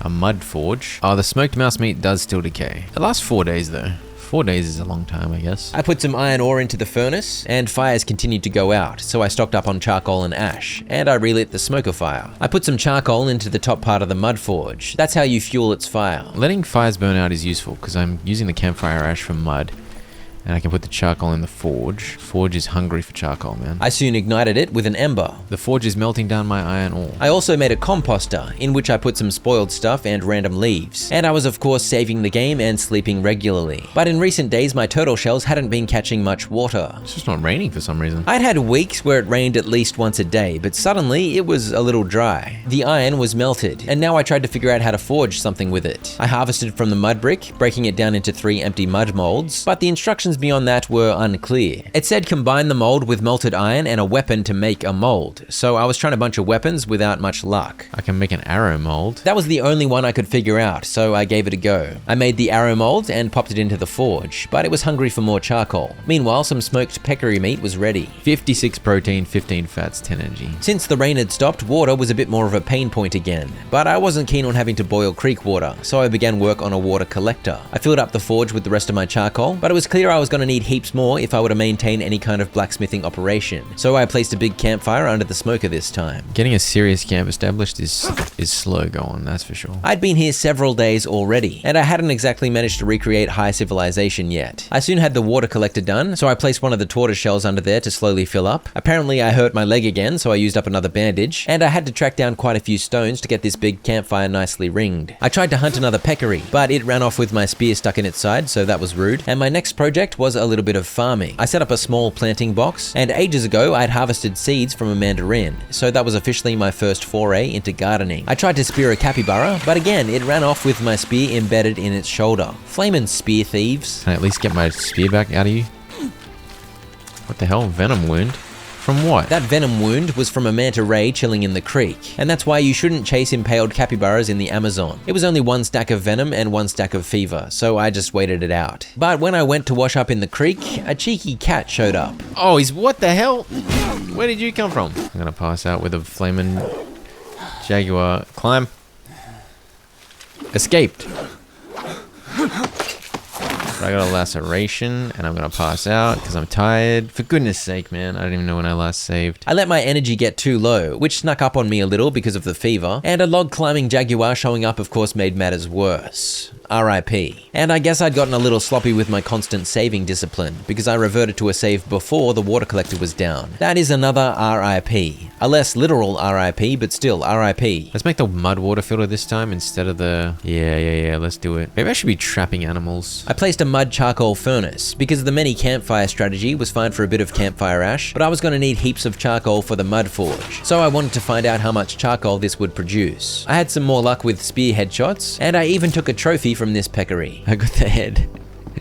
I got the head. When the charcoal furnace was done, I shoved many sticks into it. Many sticks, before sealing it up with another mud brick. This was a stupid place to build it. It was a bit annoying to access. But anyway, it was soon cooking, and after a half day or so, I'd have a load of charcoal available. I hoped. I turned my attention to the mud water filter. I was mud mixing willy-nilly, and I needed charcoal to put in it as a part of the filter, I guess. So it's just as well I had the charcoal furnace blazing. I also put a bamboo meat dryer in the cave with the bed, where it would be safe from rain because you don't want your meat getting rained on. This thing fits a lot of meat. After a sleep, the charcoal furnace was done, and I discovered one Bernie session with this thing produces 15 charcoal and a few ash. I immediately put 6 charcoal into the filter, and now it just needed some stones. I filled up the mud forge with charcoal too. I'm summarizing very quickly here, but I'd like to stress, it was a mission to assemble all the required materials for this stuff. But soon the charcoal furnace was cranking again, and it must be said, every time I got distracted trying to spear an animal in the head while on the log, my character slid off like an idiot. But I couldn't resist apparently, so there goes another bandage because I fell 1 meter and landed on my feet, resulting in a giant gash in my leg. Okay. The mud water filter is finally alive. I also finally got the arrow mold cooking in the furnace. I filled my bottle with creek water, which I put into the top part of the mud thingo, where it would filter down to fill up the lower section with clean water. This bottle fits 100 units of water, and it took 3 refills to top up the mud filter, so this thing was primed to produce heaps of clean water. Very good. The mold was baked and ready to go. I hit harvest and out came 3 iron arrowheads. I didn't have the recipe for metal arrows, but I had a crack at it, putting a small stick, feather, arrow, and rope onto the crafting rock. block. I was so close. You need 2 feathers. There's so much fresh water here. I realized I could put the animal bones in the composter. They filled up the required biomass pretty quickly, and fertilizer was on its way. I rebuilt the farming plot I'd lost when I died, and planted the mandarin seed. And I began laying some traps, beginning with a fish stick trap. I watered the planting box with creek water, and that pushed it up to 100% hydration, so it began to grow. That night, meat I'd put on the bamboo dryer was done. It still does only last 5 days. Okay, so it doesn't last forever. It lasts a day longer than smoked, but it doesn't quite give as much protein. Oh, there's the jaguar. Oh, it's coming for me. It's coming for me. The climbing spot was the perfect escape from the rude cat's claws. Finally, I had the high ground against the fearsome beast. My spear throw didn't work out, and I dropped my bow at some point to fit in the other tools. As you can only fit 4 tools on your backpack at a time, and with the bow's shaky aim, I wasn't the biggest fan of it at first. But after quickly whipping up a bamboo bow, this incident changed my mind. What? As if I can one-hit him. Are you serious? Get owned, you stupid jaguar. You got cheesed by the grappling strat. Wait, where are you though? He ceased to exist. I can't believe I one-hit him. Dude, the bow's good. Why have I not been using the bow my whole life? I apologize, Bo. I am sorry I ever doubted you. You have officially earned your spot as a go-to weapon on my tool rack. I then got distracted by something in real life, and I foolishly did not pause the game. And I arrived back at the computer when I had very low energy, so I passed out before I could get to bed. Say hello to 2 armworms, which I dug out with fish bones and bandaged up. After sleeping, I found the composter had done its good work, and I now had 6 compost, which I placed straight onto the planter to fully fertilize the mandarin seed. It would grow quicker now. I'd eaten while dirty again, which got me another parasite. So I ran around looking for the anti-parasite mushrooms, which I soon found and ate. And I put lava I'd found on a tree stump in the stickfish trap as bait before washing myself. I then spent some time chopping before assembling this killer trap, which snaps down to kill beasts when they trip the wire. I put a mystery snail on there as bait. That's pretty OP because this snail's infinitely spawning there. So that should catch some nerds. This is already catching fish, little discus fish. This little fish wasn't really worth my trouble, but trapping animals instead of potentially wasting spears or arrows hunting them was definitely a good plan. These things were chilling on the smoker,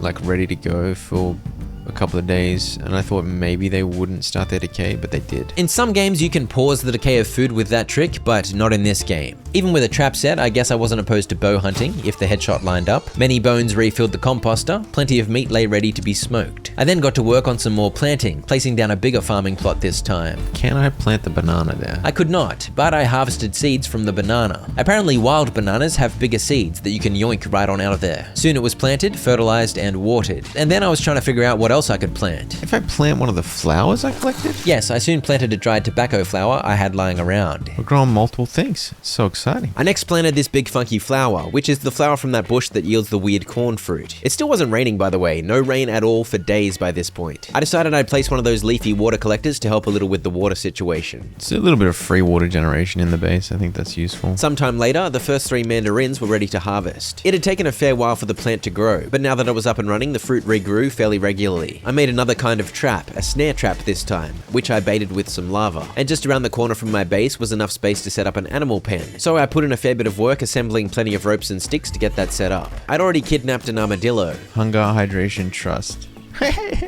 He's my friend. How do I rename him? I couldn't rename him yet. Also, I'm pretty sure he could just walk straight out of the pen under the ropes. My snare trap had caught a peccary, so I yoinked it and popped it in the pen too. Animal droppings.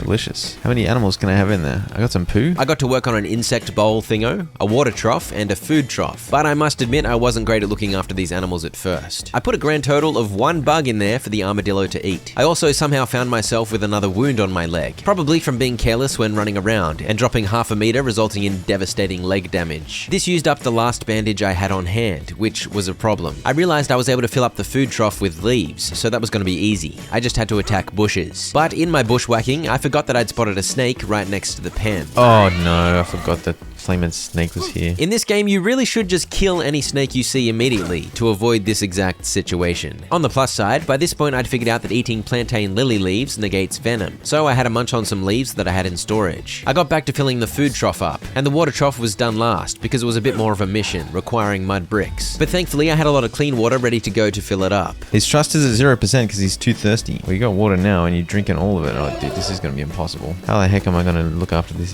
dingus? It turns out looking after creatures is a bit of work. I gotta get the water factory working overtime in this case. Between my drinking habits, my thirsty animals, and all the plants that needed watering, I was often down by the river, scooping up by the bottleful. And yes, the water factory was working overtime. I completed another large planting box, in which I planted a nut. Oh, we got the capybara. This is what I really wanted in my animal pen. In fact, I wanted 2 capybaras, so I could tell them to kiss and make babies. Will there be any warfare if I drop you guys all here? I don't think open war erupted between the peccary, armadillo, and capybara, but I did see the peccary accidentally poop on the armadillo's face. I then lost track of my energy levels. Oh wait, what? Why am I so tired? I dreaded having to spend 10 minutes recovering from worm infestations, but thankfully I had meat on me, which I ate to recover some energy, and I made it to bed in time. I was still sleeping in the cave up top, as you can see. Banana. Banana. I caught another peccary, so I thought maybe I'd try to breed those instead.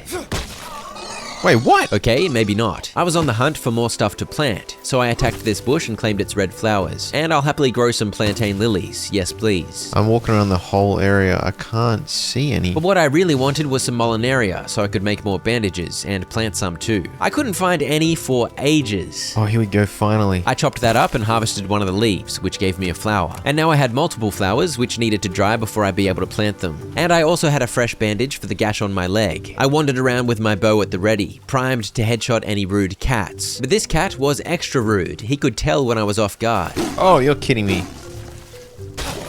Screw you, dude. I'm trying to find my base again. I get mauled by some dingus. I'd wandered so far I was completely lost. Good stuff. Meanwhile, I was cut up in 2 places by the jaguar, so the final bandage I had wasn't enough. At least this jaguar didn't dematerialize, so I was able to harvest it and claim some big cat meat. I had an eating spree after that and got a whopping 6 parasites because I was filthy after butchering the cat. Whoops. I really needed to learn about hand washing before dinner. Thankfully, I had a bunch of the magical mushrooms, so I got rid of 6 parasites quickly. But I was bleeding, and soon a fever set in because that unbandaged gash got infected, I guess. Meanwhile, my health was draining steadily and I was nearly exhausted. Oh, and did I mention I was still lost? I was mildly triggered and I gave myself up for dead, hitting a bit of a rage-induced reload. I was especially enraged because I lost all those flowers I'd collected. But on the plus side, the reload had a capybara caught in the snare. Now I've officially got 2 capybaras and a peccary. I guess if I get these capybaras happy, they'll breed. With animals and plants to tend to, there sure were quite a few regular chores to do around the place. But the animal poop made good fertilizer, so at least there was some elite fauna-flora synergy going on. This is overdue. I need somewhere to save and sleep down here. I think that'll help. Yeah, this was indeed overdue. Not too long later, the capybaras trusted me to the point where they no longer ran away every time I showed up. And I realized something. These are the same gender capybara.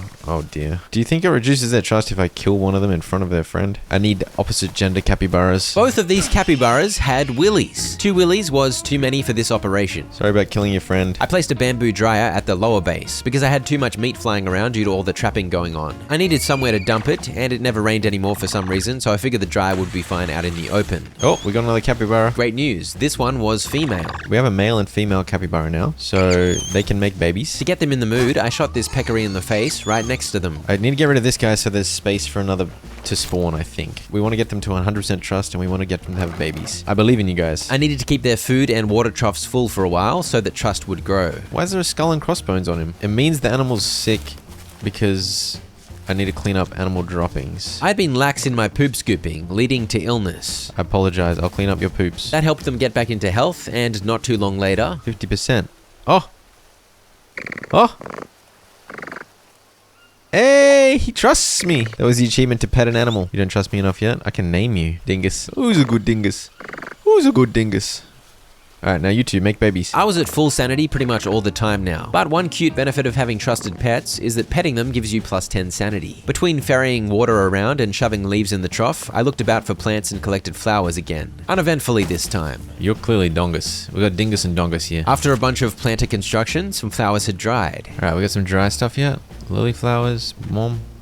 Molinaria flowers, boom. Huge. Not quite dry. 2 more planted, up to 8 now. Should be able to plant the Psychotria.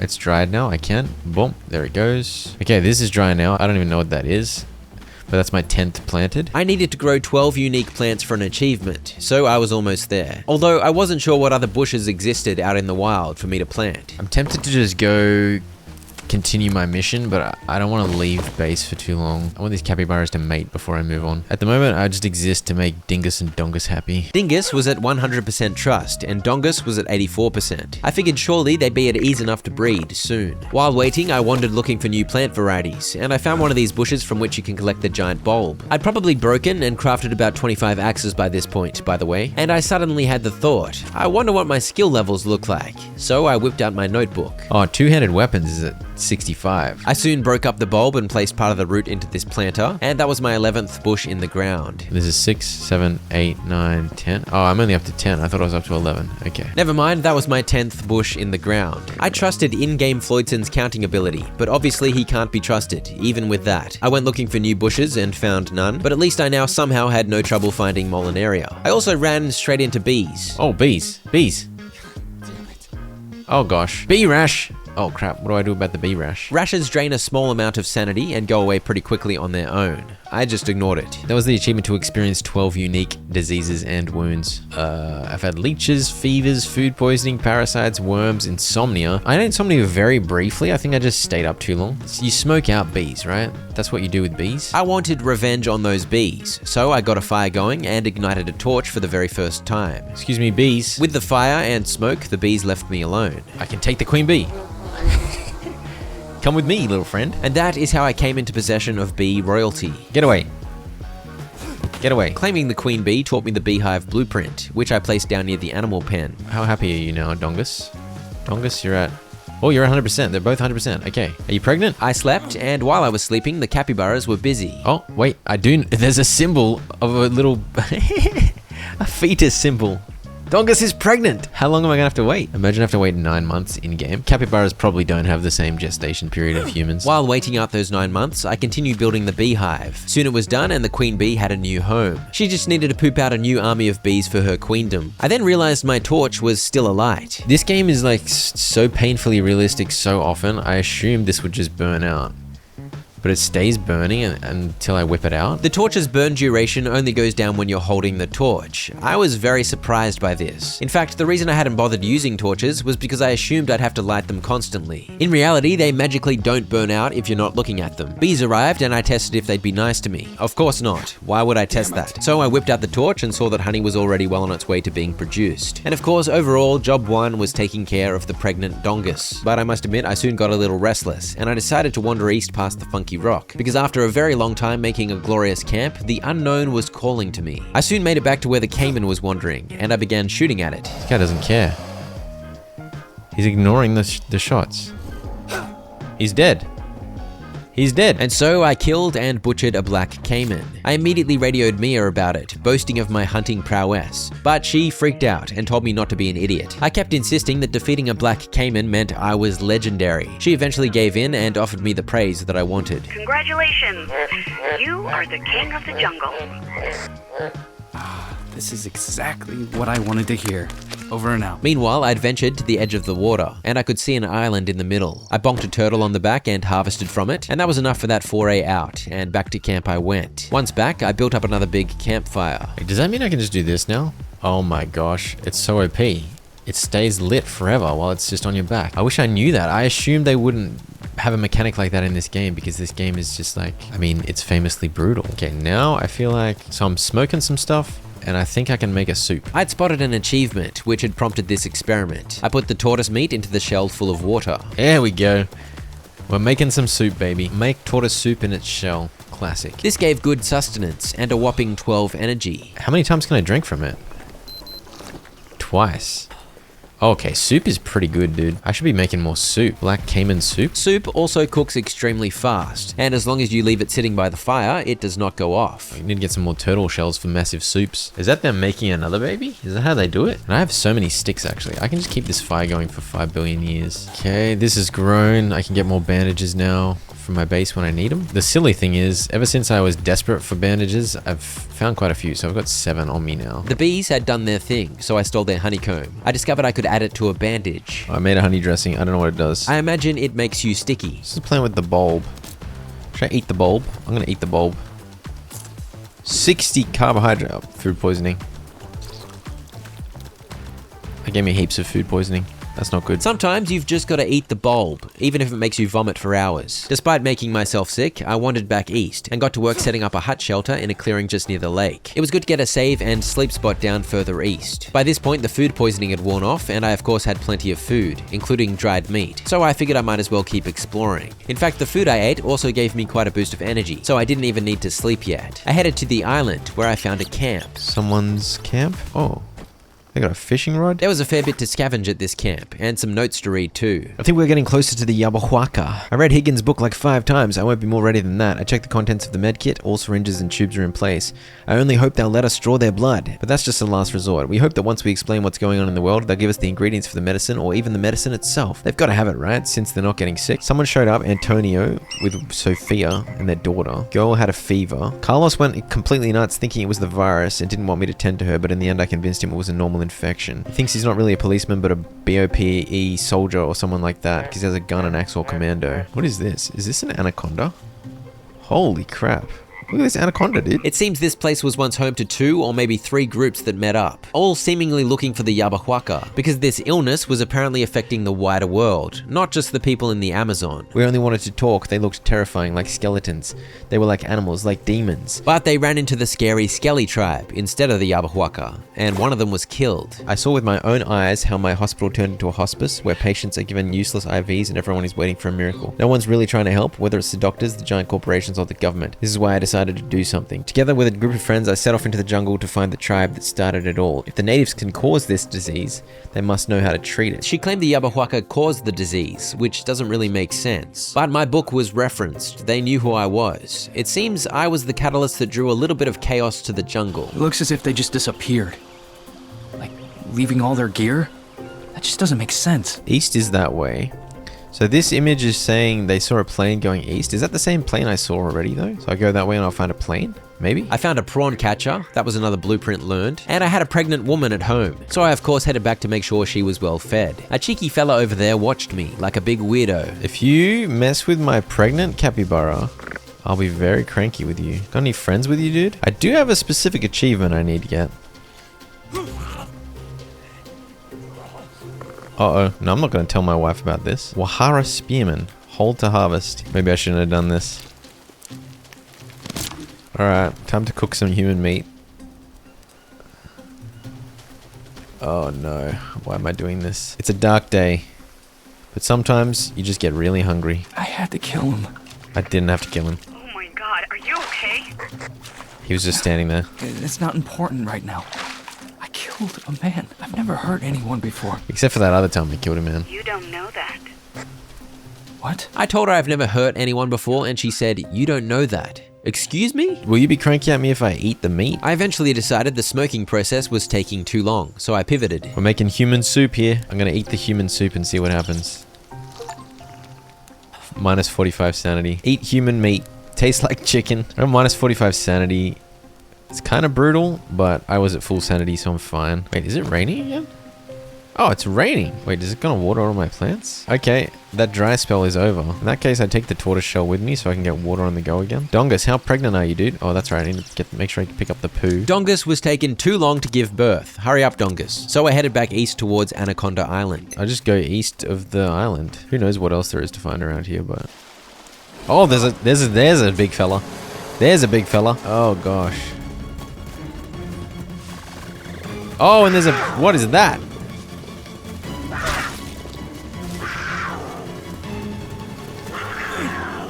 Kill it. Shoot your arrow, dude. Aha. Get some. I'm so dead, though. What did I just kill? Oh, gosh. Okay, well...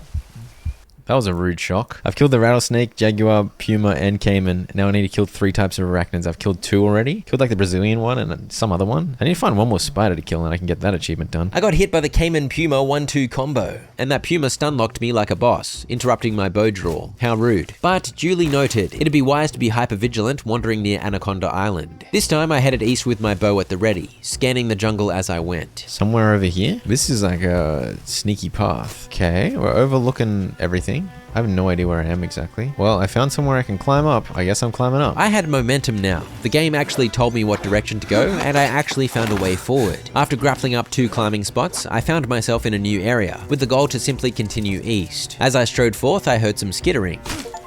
There we go. That was a new type of spider. A Goliath bird eater. Hunter rattlesnake, jaguar, puma, caiman, and 3 types of spider. Dude, where am I, man? 2530, I'm like over here. I have no idea how big the map is. I had a pregnant dongus back home, so again I felt compelled to head back. But on the other hand, now that I was on a roll, I couldn't resist heading onwards. I wandered in a vaguely eastern direction. I climbed across a log, and it was rather dark. Doesn't help that I can't see. What are you? You're not scared of me. Oh, you are scared of me. Damn it. I got a rash? Wait, what? Dude, what are you? What are you? Something's fighting me in the dark. Leave me alone. Meanwhile, I got the Circle of Life achievement. Oh, and I think I got bitten by a snake. But I found something. Those funny looking animals were anteaters having a field day at an anthill, which is where I got the rash from. Also, one of them bit me for some reason. How rude. Lots of things happened. Clearly the capybara gave birth. That's huge because that achievement is now secured. I have some ailments that I probably should deal with. I somehow didn't have any venom in me, but I did have a fever from the snake bite, I guess. Do I use a honey dressing on it? The honey dressing took care of the rash, and it was time to explore this airstrip. Yeah, it's a runway, right? Like an airstrip. They got the wind indicator thing over there. Windsock. Call for help from the airstrip radio. As I poked about, I found some more snow, earning another achievement. That's the 3rd snowman cocaine thing I found. Oh gosh, hello. Damn it. I'm a puma. You get me while I'm tired, you rat. Well, I thought I was going to be able to survive, but I guess not. I secured the achievement to breed, but now I've loaded back to before the breeding occurred. Sadly, I won't be able to go admire the cute capybara. Let's try and get there again. I think I can get there quicker this time. That is why you should always say no to drugs. They might distract you and make you vulnerable to puma attacks. I don't know what those guys are, but they're angry. They're angry and rude, so we'll run away from them this time. Okay, I got back here so quick. I need to get inside before Puma shows up. I headed in and saw the radio equipment on the table, but before fiddling with it, I looted, claiming some painkillers, and I of course saved the game. The radio was not working. Apparently, I needed to fix the signal, and this yellow cord leading outside seemed worth investigating. So I followed it and discovered it was split. I connected the wires back together and returned inside to fire up the radio. Hello, can anyone hear me? I need help. Anyone! Come in, please! I didn't get a response, which caused some rage, and I slapped the crap out of the radio thingo, and a key fell, announcing its presence. Copy. This is Manaus Control Tower. Over. You can hear me? You can really hear me? Please give us your name and position. Over. This is Jake Higgins. I'm on a makeshift airstrip in the middle of the jungle. I'm not sure where exactly. That Jake Higgins? Again? Okay. I know where you are. Please hold. Over. Are you alone? Over. There's a girl with me, Mia. Copy. Is there a man with you? Over. Listen, I told you already. There's no other man here. I'm with a girl. I'm not with a girl. We're talking over the radio. Over. The man on the radio was talking like he was sick of me already. Mia, help is on the way. At last. That was a strange conversation, though. They asked me if there was a man here. Any idea what all that was about? I'm just glad you're safe now. Right. And since I know how to get out of here, now I need to find you. Just come home. Is Mia dead already or something? Like, what is going on? What are you talking about? What are you talking about? Just go home and don't worry about me. I think she is dead. Only thing you will find here is disappointment. You don't need me anymore, Jake. It's time for me to go. These radio conversations with Mia had always been a bit off, but now they were weirder than ever. I picked up the key and ran straight outside to this building, and I used the key to unlock the door to get in. I found climbing equipment and another map. Oh, Airstrip? What's the point, C? this is where I am now. I was no longer off map, which was good news. I also found a passenger list. Passengers, J. Higgins? Wait, what? Is that what this means? Mia's already dead and I came here on a plane? I was on this plane's passenger manifest list, and Mia was not. Canned cheese? So I guess the tutorial in which I arrived by boat was a figment of my imagination. Subject, samples. We remind you of the obligation to examine every unknown species of local fauna and flora. So far, only 3% of the species present in this jungle have been tested for their feasibility. We expect you to increase the number of packages sent. Every plant in the jungle, trying to find this cure. Alvarez, report number 8. So far, I've determined that there are 6 people on the island. This was a voice note from Carlos Alvarez, and he was talking about the crew that were on Anaconda Island. I tried getting in touch with Mia again, but she was unresponsive. After sleeping and saving, it was time to figure out a plan. I'm gonna go southeast to this C1, whatever that is. I don't know what that is. Well, let's just go like southeast-ish. The dude on the radio had said they would send help, but I had no indication of when I'd get that help, and I needed to find Mia. By this point, I was pretty confident Mia was dead, so it seemed this was a fool's errand, but my in-game character still believed, so off I went. Is there a spot that I can climb? Oh, not you! Not you! You crazy dingus? What is wrong with... What are those things? Then followed an ordeal of bandaging. And then I guess because the anteaters are gross, both leg wounds got infected rather quickly, so I put maggots on there, and I had to wait around to overcome a fever. But eventually I was good to go once more, and this time I kept it simple. I followed the dirt path and it didn't let me down. It led me to this climbing place, where I was able to use the climbing gear I'd found at the airstrip to descend a rather long distance down the cliffs. Once down, I picked up this diving equipment, and just like that, I was capable of swimming long distances underwater, which was immediately helpful as I swam quite a distance through this cave, until I eventually emerged back into sunlight. I'm here somewhere. I mean, this is where there's a path, so I'll go this way. Where am I going? I didn't have far to wander before I found a way down. It was quite stunning with all the waterfalls, and I soon arrived here with the opportunity to descend even further. Here at another climbing spot. I used my climbing gear once again, and soon I was down. I followed the cave through and soon emerged with a question. Now where the hell am I? I'm down here. And there's lowlands. Probably a caiman somewhere. Looking at me. It did indeed look like prime territory for a caiman to hang out in. Maybe I would have been better off just waiting. Oh, that's a stingray. I shot the stingray, picked up its body, and harvested its body. I got a stingray stinger, dude. Oh, crap. You dead, bro? Well, I'm glad these guys aren't more difficult, because he was walking right at me. I'd also made up my mind about the story mode of this game. Seriously, the YOLO strategy, and then if you die, but you come back with more knowledge, is 100% the way to go. Trying to consolidate once you make progress is not worth it. There's a dot on the western side of the lake. That's where I should have been going. Why am I just going randomly in the middle of the lake? I'm gonna get eaten by a crocodile, dude. Alright, swim and hope you don't get eaten by a crocodile. Oh, it's those faceless dinguses again. Don't attack me, bro. Leave me alone. Oh, that looks like something. What is that? This is what was marked on the southwestern edge of my new map. A facility of some kind. There were 2 large tents, and the one on the right had a bunch of solar panels on top of it. I opened the zipper and headed in. This was obviously a research facility, and I couldn't get to the lab without going through this shower. Free shower? Infected blood sample. That fancy machine required an infected blood sample, and they'd clearly been hard at work in here. GW12 sample burn home. They were getting close to a cure, maybe? I found one of those infected blood samples in this fridge, but I left it for now. I was poking around thinking I might find some clues in their research that might help me figure out a cure for the disease that had apparently run rampant. Dr. Smith, report number 27.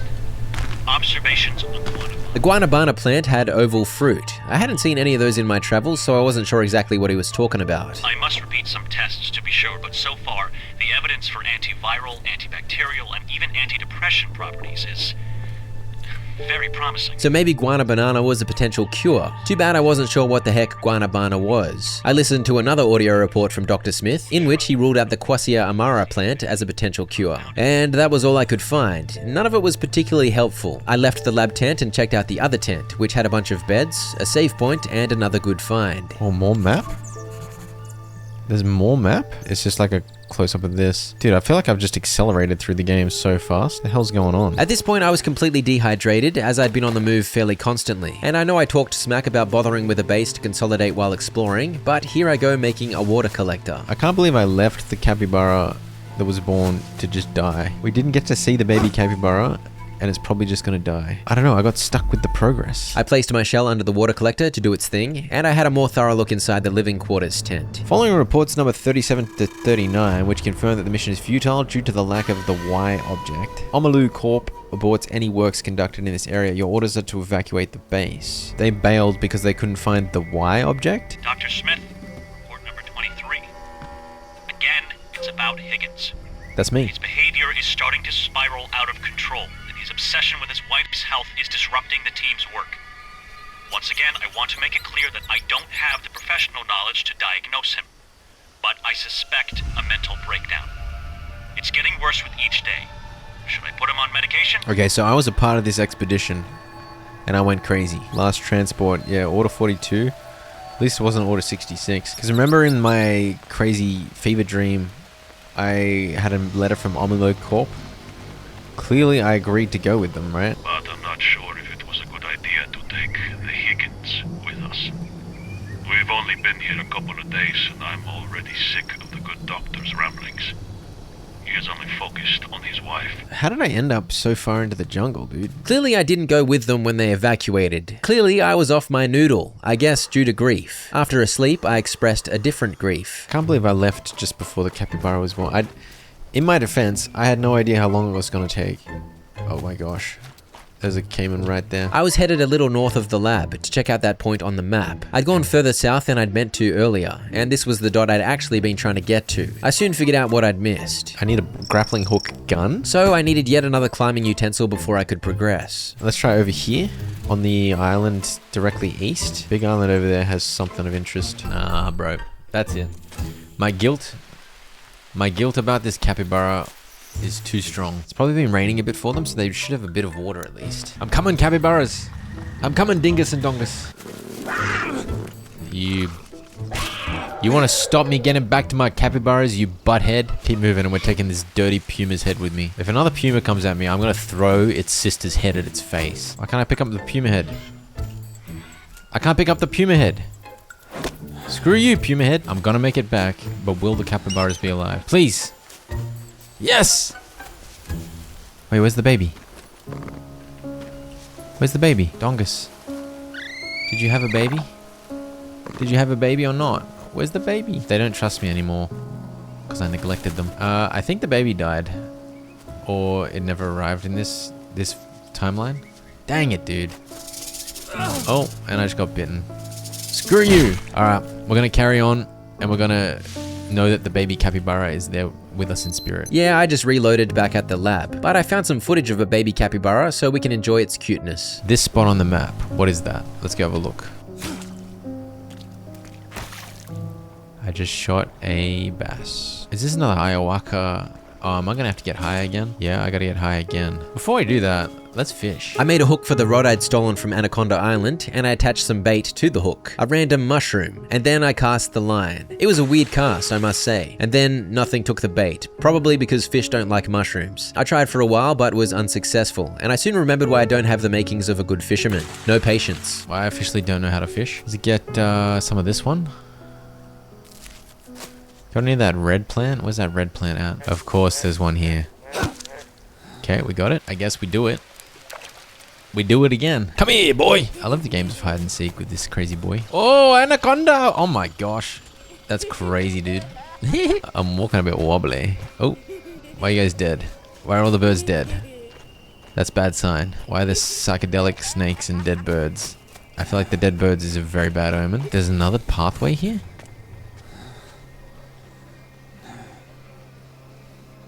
Where am I now? You know what the worst part about this disease is? The doctors gave me 6 months. I wake up next to you every day, knowing there's no future for us. I just can't take it. The pain, I want to end it and just be done. The extraordinary discovery of Jake Higgins. Whatever I did went worldwide. Diagnosis: no cancerous changes found. Patient has been discharged. What? So did we actually find this and healed her? I'm confused. I moved on to the next trippy room, featuring a bunch of news stories on the wall. This kid's getting healed by the cure. It is done. Omilo Corp has launched a new era in the history of mankind. The revolutionary drug has entered production and soon cancer will finally be defeated. Everything began with traveler Jake Higgins, who went to Amazonia and brought back the secret to eternal health, and then shared his findings with Omilo Corp. The cure is really working and leads to full remission. The articles told of how Omilo Corp gave away free injections to citizens of Brazil, but they refused to give foreign labs access to the drug. They were selling it for massive profit to anyone who wasn't a Brazilian citizen. They used it to bolster Brazil's economy.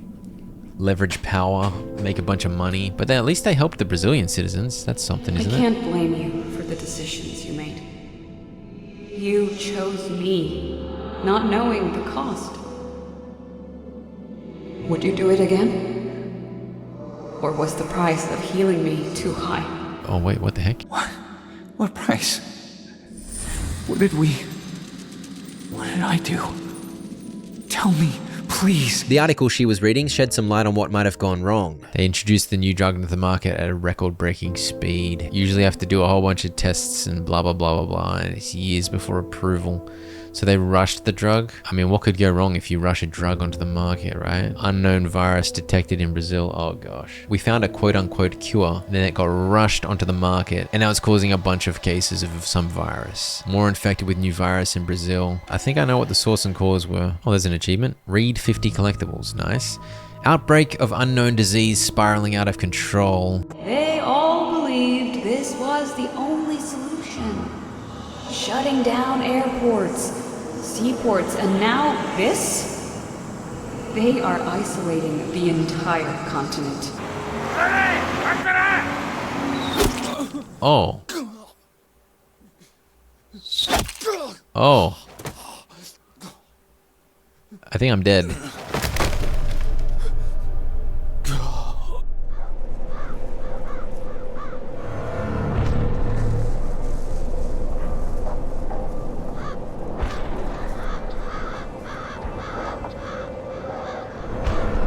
This game is...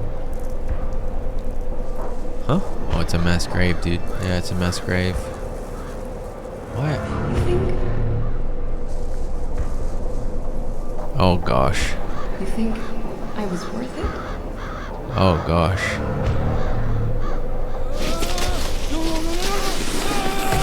Oh, that... Oh, okay. Where the hell am I now? Who's this? Oh, it's old mate with the grappling hook gun.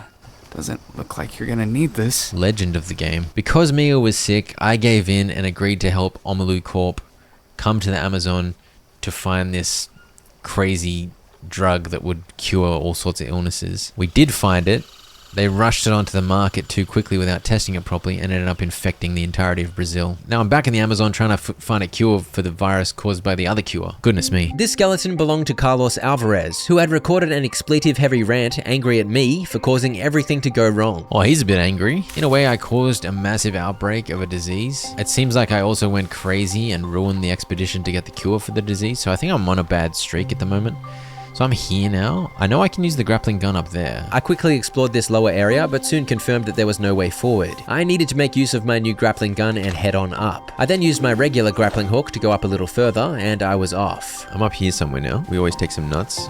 If nuts present themselves, we take the nuts. Yeah, I see another tent down there. Believe that's where we're headed. Now back at the lab, there was of course a machine and some infected blood samples I could play around with, presumably to figure out a cure for the infection caused by my first cure that caused the infection. I could have and perhaps should have begun testing any random thing from the jungle, but at this point I was thinking for sure I'd get more clues to help narrow it down. If I just continued to the other markers on the map, I would find some information. But all I found was a long abandoned camp. In true Goose form, in-game me did not realize what I was looking at, but to be fair, in-game me had not been in the tutorial area for about 10 months. Whereas you and I have watched back the footage, and we can recall that this camp looks rather similar to the original camp Mia and I went to, way back in the tutorial. So this confirms the events of the tutorial did happen at some point at least, when we were still making contact with the Yabahuaca for the first time. I guess back before the Omalu Corp nonsense, back before Mia was sick, and certainly back before I had unleashed a disease upon the earth. There is nothing here. Maybe I'm just supposed to be experimenting back at the lab to try to find a cure? Yeah, there was nothing here to help me. But I'd come this far, so I couldn't resist continuing on to check out the final map marker. I wandered among these rocky passages, and you might recall these from the start of the game too. And I even looked straight down at where we'd beached our boat in the intro sequence of the game. Wait, where am I now? As you can see, that beach did not jog my memory at all. I'm liable to forget things from 3 days ago, so 10 months is a write-off. But I continued on, using the map to guide me until I found this cave. So dark. There's always got to be a random scorpion in caves. Shoot the scorpion. Where the hell am I? I'm down here. Okay, so if I just go north a bit, that way, then I find this marker. That's the village. It's the village? Oh, what? The Yabahuaca village? How do I get down to the village? We're moving and schmoving. Do you think there'll be some resistance here? This is like their beach hut. Can I escape with a canoe? Seems deserted. Is this the same village I saw in the first vision? They've cultivated some banana trees here. Mia? Mia, where are you?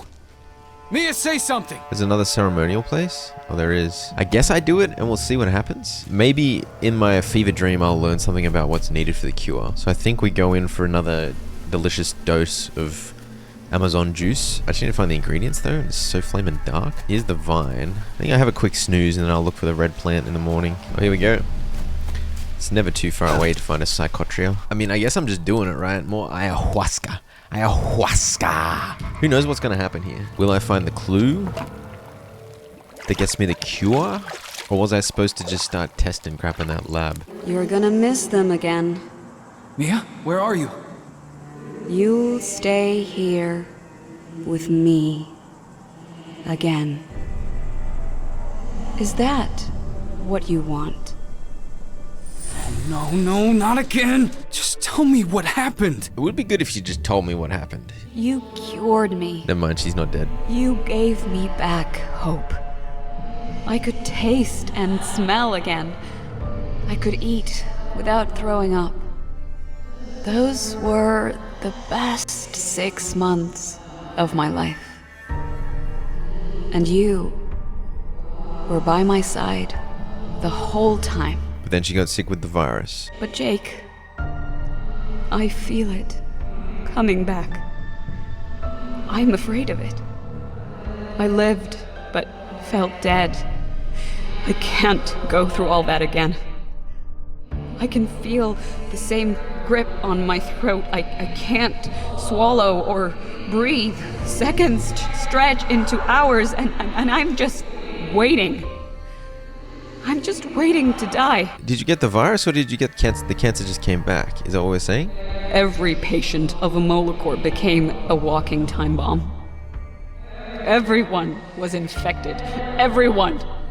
Even you. Is it the rage virus? She's going crazy.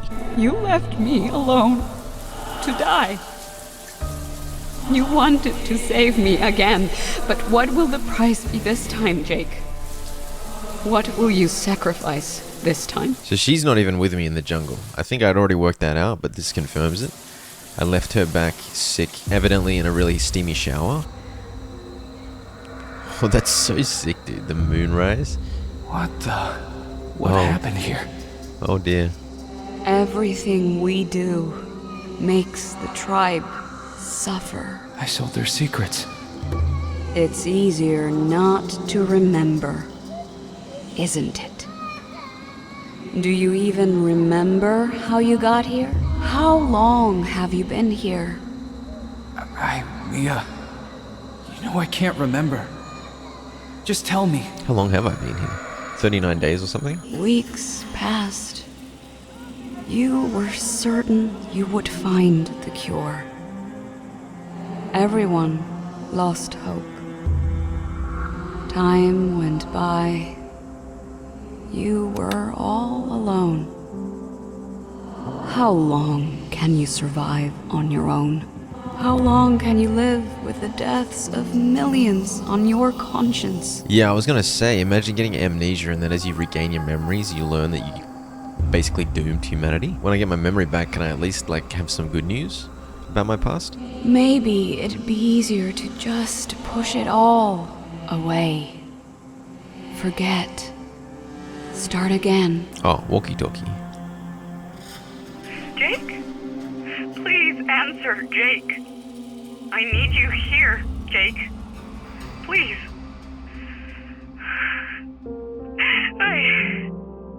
I need you to do this for me. Please. Please, I can't stand it. Do what for you, Mia Higgins? Oh. Mia? Are you... What happened? You didn't listen, did you? I don't understand. Why are you here? I told you already. I begged you to end it, but you didn't listen. You never do. Was it worth it? Did you get what you wanted? So she's on life support and she wanted me to take her off it? Yes, I have the cure. Oh, dang it. Yeah, that was pretty concrete confirmation. My opportunity to find the cure was by trial and error silly willies back at the lab. I had missed my chance. I'm sorry. I'm sorry. I don't have a cure. I just wanted to find you. Then, come. I'm waiting for you. This is the ending. Mia? At last! You found me. Isn't that what you wanted? Why is she talking like that? What? Hello. Nothing else mattered. And even though you don't want to remember, you didn't stay at the airstrip. I wish I could. The airstrip didn't seem promising. I swear. Please. Let's get back to the airstrip. Stop looking at me. Where are you? Where is she?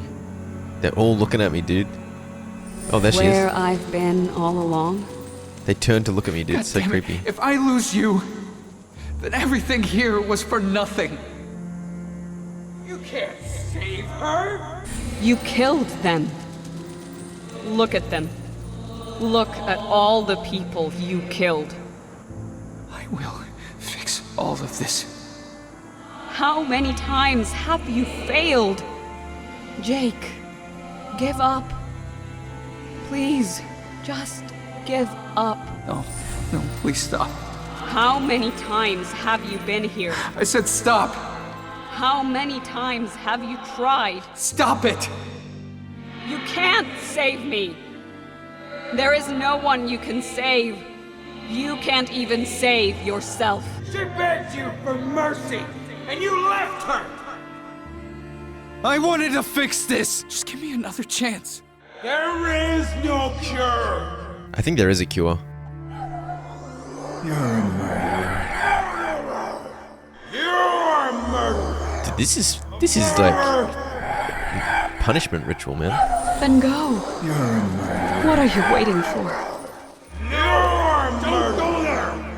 Murdered! Dude, that's my conscience absolutely roasting me. Alright, well, thanks for watching, guys. I'm gonna go now. See ya. I'll fix this. Wait for me. Just a little longer. I swear. Suddenly, I was thrown into a familiar cutscene as I ran through the jungle with my own conscience yelling at me. Before I knew it, I was falling into water. Is it a loop, dude? Is it a loop? You can't run away from this.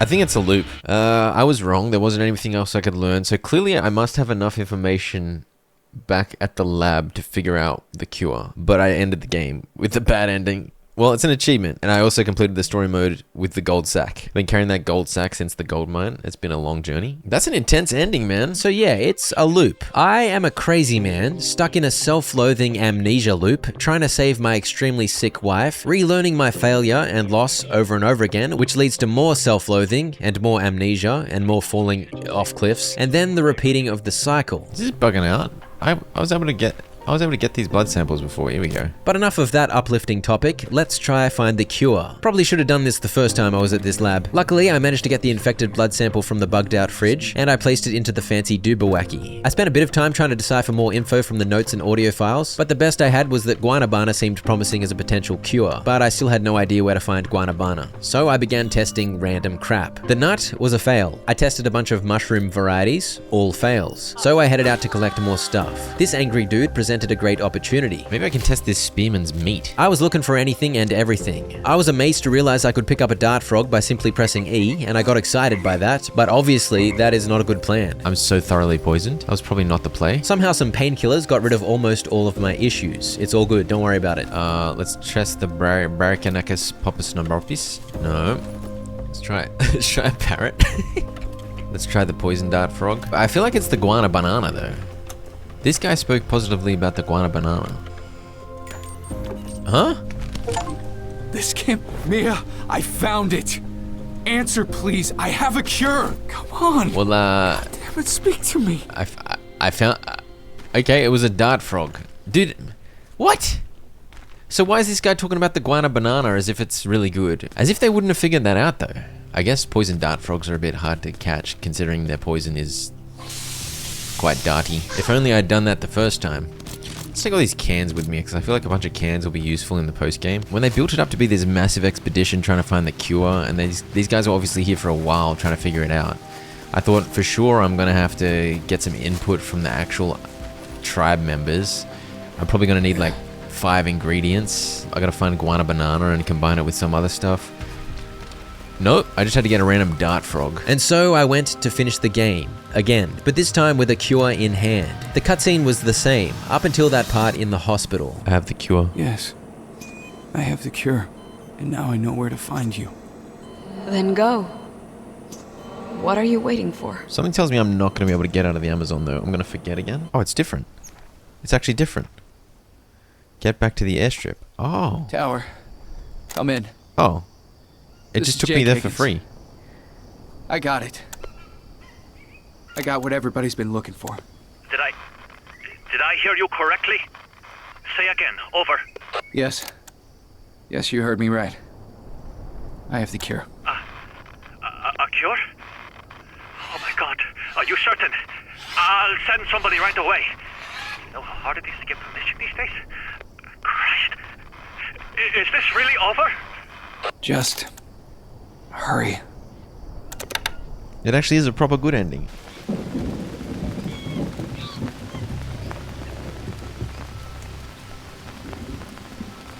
What? You're a fighter. Yes. You're a fighter. I really hope that this won't be necessary. Come back to the fake Mia? Is that what you mean?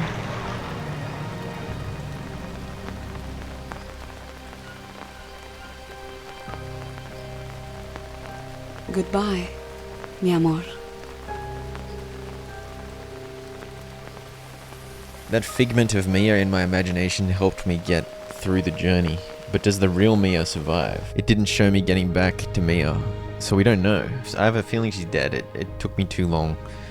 But that is the good ending, and I saved the world. Suddenly, I had secured both endings of the game, and it was time to chase down some of the trickiest achievements I've ever had to get. I can get rid of this gold sack now, by the way. Goodbye, gold sack. And let's get to work. I got some grinding to do. I began by finding this cave to the northwest of the Yabahuaca village. It was enormous. I came here partly because I was trying to discover every single location on the map for an achievement, and partly because this cave was home to an important fungi. Am I here? I think I might be here. Can't see anything, dude. Where am I going? This way? Can't see anything, so I've ramped up the brightness. Oh, I can go deep. Did some research here? Unknown mushroom. This is the fungus that started it all. If I hadn't discovered it, Mia would be dead by now. So I guess this was what they used to make the initial drug that cured cancer and stuff. But then it also gave a virus. The fungus is what I think it's officially called. I then went on a rampage, zooming all over the map, and this became a bit of a headache. And by a bit of a headache, I mean a lot of a headache. But my first stop was catching a prawn at Anaconda Lake. I was trying to track down specific locations so that they'd appear on the map. Broken bridge. Okay, we found the broken bridge. Oh, fire bow. Fire bow? The jungle doesn't exactly let you explore peacefully. Oh, you've got to be joking, right? Screw you, bro. I was trying to beeline for the map locations, so I was going fast. As a result, I was forced to take most of the painkillers that I collected before long. But the biggest pain was that some of the map locations that supposedly existed, according to a map online that I was looking at, simply did not exist. Or at least that's what I thought. Until I eventually wandered around an obscure path and found a whole area that I'd missed. But overall, this took hours and involved many near-death experiences. And it turns out one of the locations actually just did not exist. I was right about that. And I tried to find that one for half an hour, but I eventually got back on track. Except there's more. This location I needed to discover had a few angry tribesmen hanging out. Found the location. Now gotta run. Gotta run. Oh, you're quick. You're quick. Screw you. Screw you. How'd you get so quick? I then realized how good these mushies are. These blue things give 10 energy. I remember reading somewhere that they were good, but 10 energy is crazy. In the early game, I'd assumed they were poisonous, because they're bright blue. And since that time I'd read somewhere that they weren't poisonous, I hadn't actually had a chance to try them. But now I realized they were extremely handy. This was very good info to know for the upcoming challenges. I snuck up on another tribesman camp to secure the location discovery. I'd had no idea there were 2 camps out there. And I decided I better check what was required for the other achievements, to make sure I didn't miss any opportunities while roaming the map. Alright, it's come to my attention the nerds in this camp have a recipe I need. How many of them are there, you reckon? Dude, I can't see any. Yeah, for some reason this camp was now deserted, which helped me out a lot. Oh, here it is. There we go.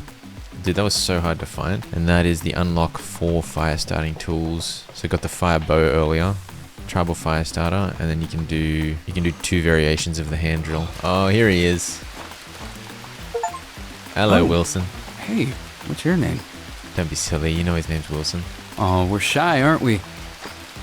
Okay.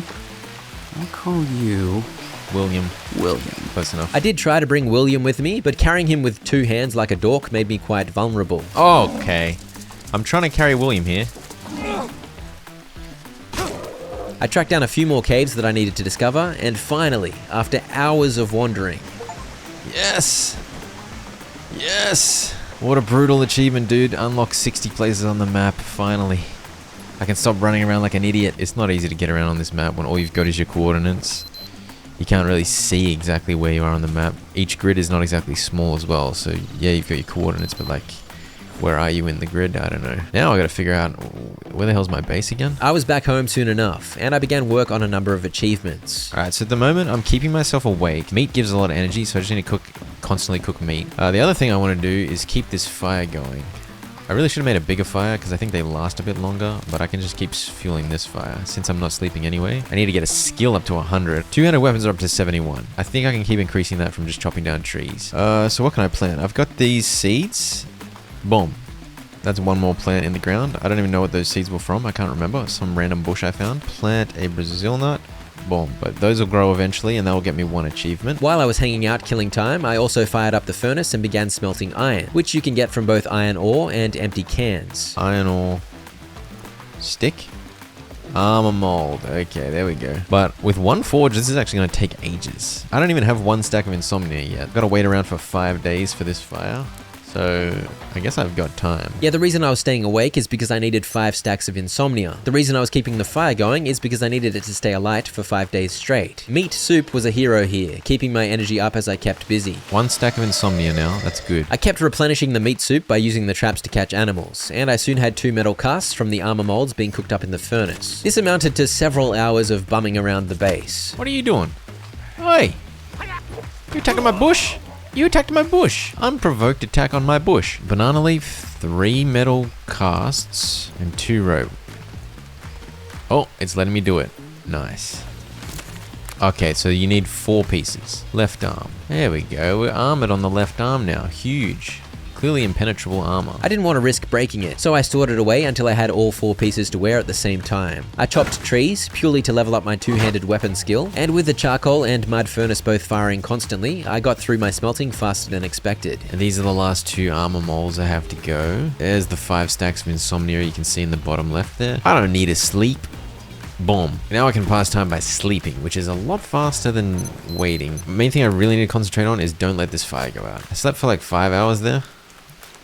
I didn't even get rid of the insomnia.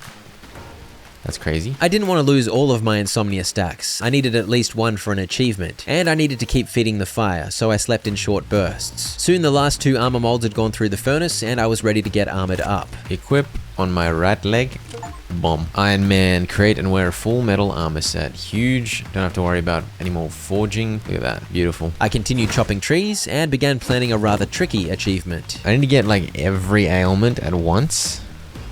Kind of exciting. I already had insomnia, and you only lose stacks of insomnia if you have a long sleep, so I was being careful not to snooze too aggressively. Okay, so I've got 1 leech. I just keep 1 leech on my leg, I guess. My 12th plant has grown. Here it is. What's the funky fruit? It's the funky fruit. I think this might be a guanana banana. That was my 12th plant cultivated. Huge. I then went on an absolute logging spree, where all I did was feed the fire and chop wood. Some good deforestation, dude. And sometime later... Oh, there we go. Apparently it's been 5 days. That's huge. Keep a single fire burning for over 5 days. It was now time to attempt getting every ailment at once. I drank unsafe water to get a parasite, and I already had a leech that had been chilling on my leg for ages. Plus, I deliberately cut my other leg. Oh, this could be it. There's a snake there. Give me rashes. Sleep until I get a worm. Wound. Leech. I need a rash though. Rash. And then I need poison. Bite me. What's the point? Is that not everything? Food poisoning, food poisoning, food poisoning. Eat this. Disgusting. Ugh. Is that not everything? I still don't have a rash. Where's my rash? Bees, give me a rash. Why? How do I not have a rash? I just need a rash on this arm. You're kidding me. I thought the bees would give me a rash. I ran around trying to find an ant's nest for the rash, but I got attacked. On the reload, I found an anthill, but I simply could not get a rash. I tried many times. I eventually Googled it, and some people mentioned that perhaps you become immune to rashes. I certainly did get many rashes while roaming, so maybe I'd built up a tolerance. Other comments I read suggested particular ailments tend to go on particular limbs, and my right arm armor had bugged out. I could not take it off. Can't take off my right arm armor. Maybe it wants to go on my right arm. I definitely gotten a rash on my leg at some point, and I'm not even sure if armor mitigates rashes, but something was not working. Usually you can drag armor off when you have the bag open, which I did for all 3 of my other limbs, but this right arm's armor was fused on. And so after quite a while trying to get that to work, I was forced to give up. I was gonna have to get that achievement on a new save file. But first, I was able to use this save to get a couple more milestones. Oh, that was it. Never mind. I just spent ages building a giant trap, and then I shot 1 piranha and got the achievement. Okay, nice. Catch 9 aquatic animals, that's done at least. And finally, I spent about 10 minutes near the fishing dock chopping down trees with 2-handed axes. To be honest, using the 1-handed axes probably would have been way quicker since it swings faster, but I'd already gotten 2-handed up to about 71 skill points in just my normal playthrough, so I decided to stick with it. I got it from attacking a bush. Finally. 100 out of 100 for the 2-handed weapons. I mean, it would take me about 1,000,000 years to get the rest of these up, so I'm glad they're not required for an achievement. They'd be required for a hardcore 100%, let's say.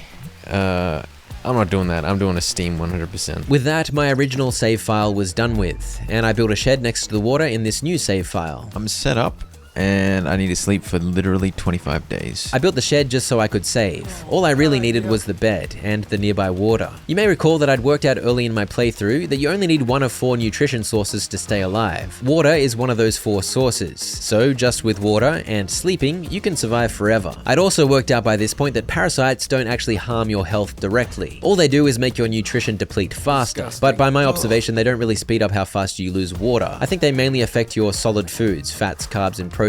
And of course, I wasn't going to bother with any of that fancy sustenance. I was just drinking dirty water and sleeping all day long. Even if the parasites were affecting the hydration, it didn't matter. I slept 8 hours, 3 times in a row. That's 24 hours for all you punters out there. I paused to drink to fully hydrate, which got me back up to 1/4 health, and repeat. There it is. Easy, dude. Survive 10 days on King of the Jungle difficulty or higher without killing animals, humans, destroying bee nests, or interacting with traps. Didn't do any of that crap. Why would I? I just drink dirty water and sleep. I don't do anything else. I kept this up for 15 more in-game days. Just drank dirty water and slept for 3.5 weeks. Boom. Survived 25 days solely on mushroom and plant-based food. I did have a couple of mushrooms early when I was building my little shed. I survived mainly on parasitic water. Somehow I only got 12 parasites, even though I drank this water for 25 days straight. Although maybe they're huge parasites. Maybe I'm more parasite than human at this point. But those are 2 hilarious achievements, dude. You look at them and go, dang, that's gonna be hard. But then the way the game works, super easy achievements, bro. Yeah, those were some easy ones. Time for some that are a bit harder. I fired up another game, and this time I kept busy hunting arowanas, which I cooked to keep my energy up, because I needed to stay awake for a couple of days. Eating cooked arowana has kept me awake enough to get insomnia up. I've got parasite just from drinking the dirty water. I've got a leech on the left arm, which I think is promising. I just have this strange feeling that it always appears on the right arm. God damn it. Oh, it's not on my... It's on my leg. The rash is indeed on my leg. That's fine. I think if I just take mud and drop mud, I should get dirty. There we go. I'm dirty. Make sure I get a bit dirtier than that. Get bitten by this guy. Ow. That's a fever. That's poison. It should be a wound. I hope it didn't overwrite my rash. No. It's on the opposite leg. That counts as a wound, right? Poison and fever. If I sleep, I should get a worm. I want a worm to appear on my right arm. No? Maybe I need the worm first. Dude, where's my worm? This is a poisonous mushroom. Maybe I can use this instead. For my next attempt, I figured I better have a worm first. And I worked out that on this difficulty, the worms only seem to come if you slept a full 8 hours on the ground. Ah, the worm... Well, it keeps giving me a worm on both arms. And the leg? It gave me a worm on all 4? I just want 1 and then leave my leeches alone, you stupid butthole. It's like, oh, dude. I kept reloading trying to get the right worm set up, but it kept overriding my leeches. Okay, it gave me one worm, but it replaced my leech. you understand how annoying that is? I decided I'd just accept it. I left the worm as it was and ran around trying to get leeches on another limb. It took a while. Got a worm, got a leech. Let's now test what happens when I eat this mushroom.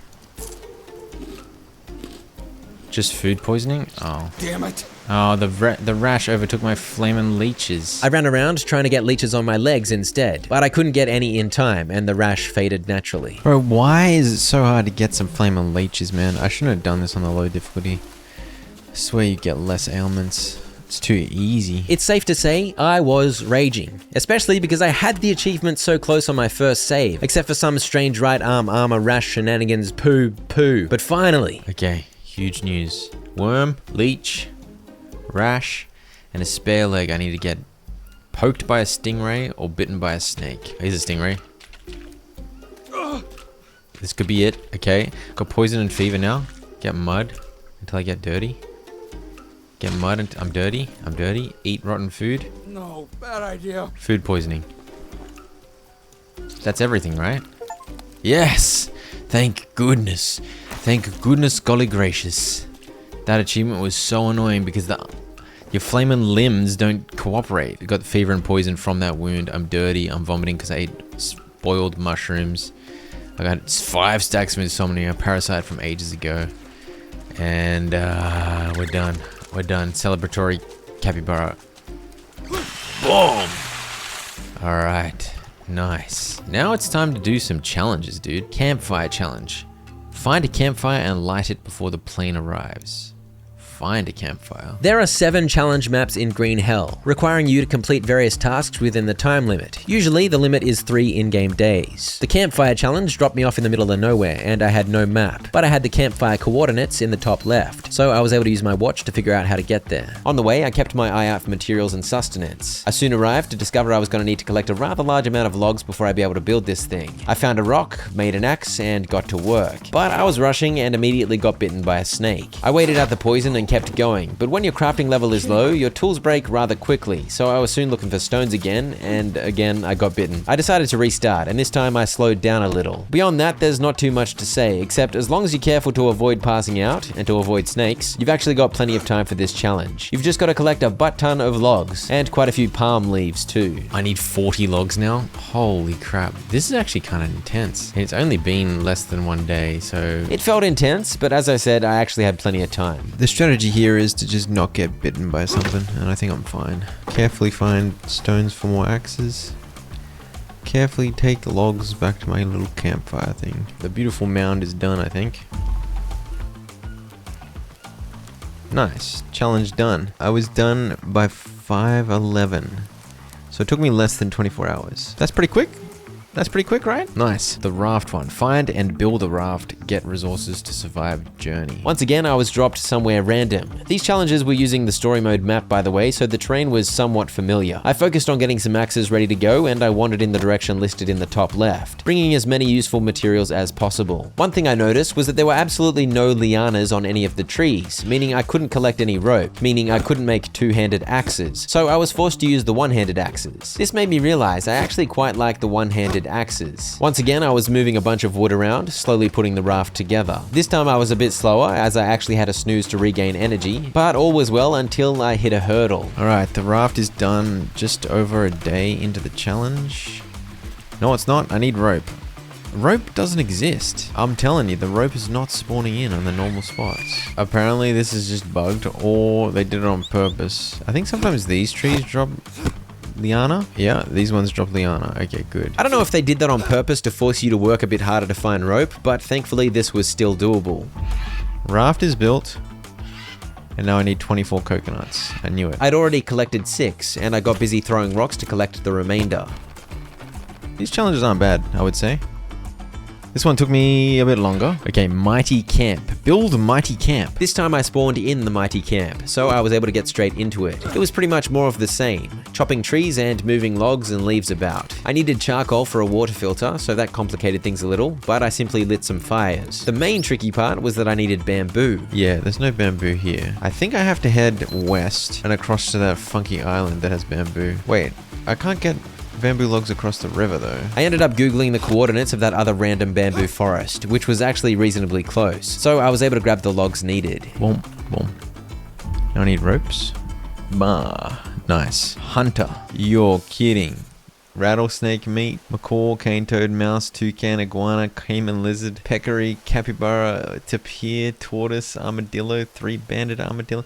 You gotta be joking, dude. This one required that I steal meat from almost every animal in the game. I found a dead parrot and a dead toucan, which was a very good start. That secured both those animals' meat and enough feathers for 6 arrows. I soon had spears and a bow ready to go, and off I went on the hunt. This felt pretty smooth at first, as I quickly took out a fair few animals. Do I even need to do giant? I didn't even need to do the giant anteater.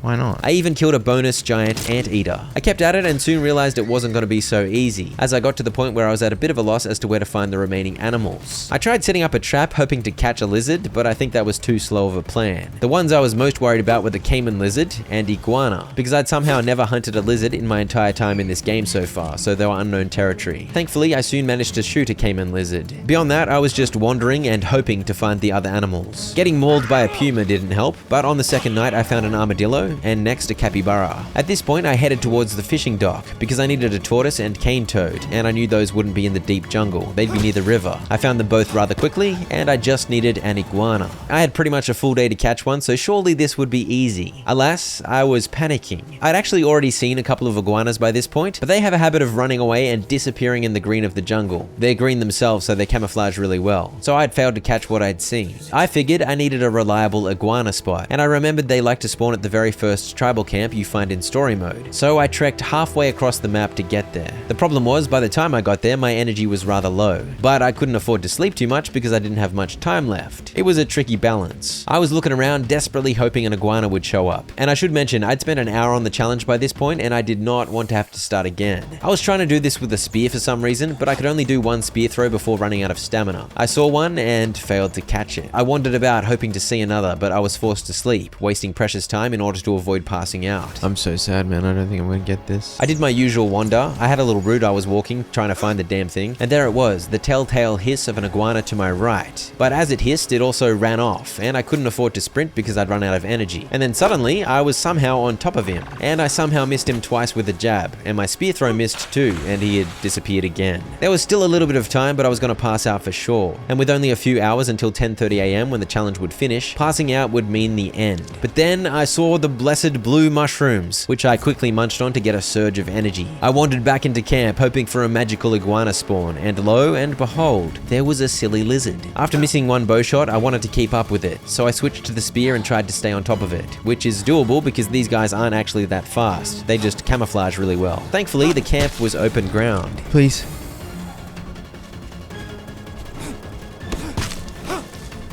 Harvest. Oh my gosh. Harvest. Oh, dude, that was so clutch. With 45 minutes to go, that would have been so sad if I had to do that again. Flaming iguanas, man. Holy crap. The adrenaline went nuts on that iguana chase, I'm not gonna lie. Fishermen catch different water animal species. Oh no, not fishermen. Oh, this is terrible. My brightness is still so high, by the way. Why is my brightness so high? High brightness is a big hacks in the challenges. Nighttime, keep the nighttime manageable. This is the same group of fish from the achievement. I feel like it won't be the end of the world. Okay, here's a mystery snail. Mystery snail's done. I stabbed a crab, I baited the prawn trap at Anaconda Island, which was blessedly nearby. I speared an arowana, and once I'd snared a prawn, I went on a massive cross-map journey. I got a free angelfish from the stick trap at the fishing dock. I speared a piranha, and the trap was popping off. Got a peacock bass already? What the heck? I wandered along the creek, but couldn't find a stingray for some reason, and it took me a bit longer to catch a discus fish. But then I was back on the hunt for a stingray. Oh, there we go. Found one. Done. Okay, thank goodness. Took a little while because kind of waiting around for traps and all that, but we got there. 2 more to go. Radio. Fight the tribe to retrieve the walkie-talkie. As usual, this challenge began with a collectathon, and I needed to find both the battery and the walkie-talkie. So it seemed I was going to have to take on 2 separate tribal camps. My guess was 4 or 5 dudes at each camp. So first I wanted to stock up on arrows. I found this area of the jungle, where parrots like to hang out, and I spent quite a while being a menace to the bird population, but eventually I had 17 arrows, and I figured that was going to be enough. I headed in for the assault on the first camp, and the strategy was to shoot and then run. Oh, they're shooting back. They're shooting as well. What? I didn't know they had bows. Since they had bows, kiting them wasn't going to be enough, so I added some hiding behind rocks into my approach, and I managed to get a bandage on. Somehow, my initial assault had caused a couple of them to bleed out and die, so I went back in and took on one more. And then there was a fourth dude, who had just stood there during the proceedings. He didn't even help his bros out. Okay, cleared these nodes. That's good. I claimed the walkie-talkie and wandered off. I got bitten by a snake, I desperately threw together a bed, I slept through the night, and I tracked down the location of the battery in the morning. These guys were a bit more coordinated, so I actually had to deal with all four at once. Two of them chased me quite far. I took a bit of damage, but soon they were all dead, and I was free to grab the battery. Beautiful. Not too bad. Not too bad. We take that. Finally, we have blacksmith. Craft full metal body armor and a metal spear to defend yourself. This one was the second hardest. I'd say the hunting one is a bit harder, though this blacksmithing one takes a bit more planning. It spawns you right next to iron, but honestly, it's a bit of a trap. This is not a good place to set up base and try and get things happening. On my first attempt, I took the time to craft a pickaxe, but by the time I returned to the cave, It disappeared. The hell? yeah, the game trolled me big time, but even if it hadn't disappeared, running around like a goose trying to collect iron from caves is a bit too slow. Because while they do give you an extra day for this challenge, it's still not a lot of time for the furnace work. You need to get multiple mud furnaces smelting ASAP if you want to have any chance. And so I got some advice from the forums, where it was suggested you beeline for the fishing dock, where you get some empty cans and charcoal from the burned out fire. I then headed straight to the drug camp, where I found a bunch more cans, and all of those cans are the winner. You get them so quickly because they're just lying around, and you get plenty, without having to run from cave to cave with a pickaxe. And now I had plenty of work to do getting a bunch of furnaces up and running. I of course made mud bricks. I randomly got attacked by tribesmen, but I'd made a bow with which I was hunting birds for food, so I was able to defend myself. And getting the mud charcoal furnace up and running was the main priority, because I was going to need a lot of charcoal. I didn't want to waste time sleeping, so I ate lots of bird soup for energy, and I soon had a couple of furnaces doing their thing, melting down the iron cans and making armor molds. As the operation got into full swing and I had enough charcoal from multiple charcoal furnaces, I made a third mud furnace to speed things up a little. And as I went, I collected banana leaves, and I was able to begin crafting the armor. Okay, this is the last mold. This took a while, but I think we're there. Got armor on these noodles. Wait, where's my spear? Here's my metal spear, and then we equip the final piece of armor. Right leg. Boom. Yes! I had heaps of time to spare after all that. Beautiful. Complete all 7 challenges. Another huge achievement. And then there was one, complete the game on Green Hell, which is King of the Jungle, the hardest difficulty, but hardcore. You die, you're dead. Yep, that's right. One more achievement to beat the story mode, but no dying is permitted. I'd initially been very worried about this achievement, but as I'd gotten more experienced in the game, my worry had lessened and lessened. Doing those challenges made me even less worried, because they'd helped me get super familiar with the map. Basically, I walked slowly and carefully, and I just beelined straight for the story moments. And by that, I mean straight for the ayahuasca, tripping balls scenes. Because I walked everywhere rather slowly, I didn't use energy that fast. Because I was so quick, my nutrition didn't suffer too much either, and because I was so cautious, I never got bitten, and I even spotted a jaguar before it could spot me. I'd also left the brightness up to help my visibility, so that probably made a big difference. And perhaps the biggest thing that makes this easier than you might think is the fact that the ayahuasca puts you back at full nutrition and full energy. It was the perfect refresh, and these scenes are spaced out nicely to top you up just when you need it. I had no trouble at all. The hardcore achievement was like so easy. Although I didn't bother wasting any time to find the cure, so I had to endure the stares of the bad ending. There we go. Finish the game on Green Hell difficulty. Honestly, the hardest part of that was sitting through those cutscenes. They go forever. There are 25 more achievements here, but this is the Spirit of the Amazon DLC, which is a prequel. That's a whole different beast, so I'm not doing that in this video. But that's 100% of Green Hell. Complete.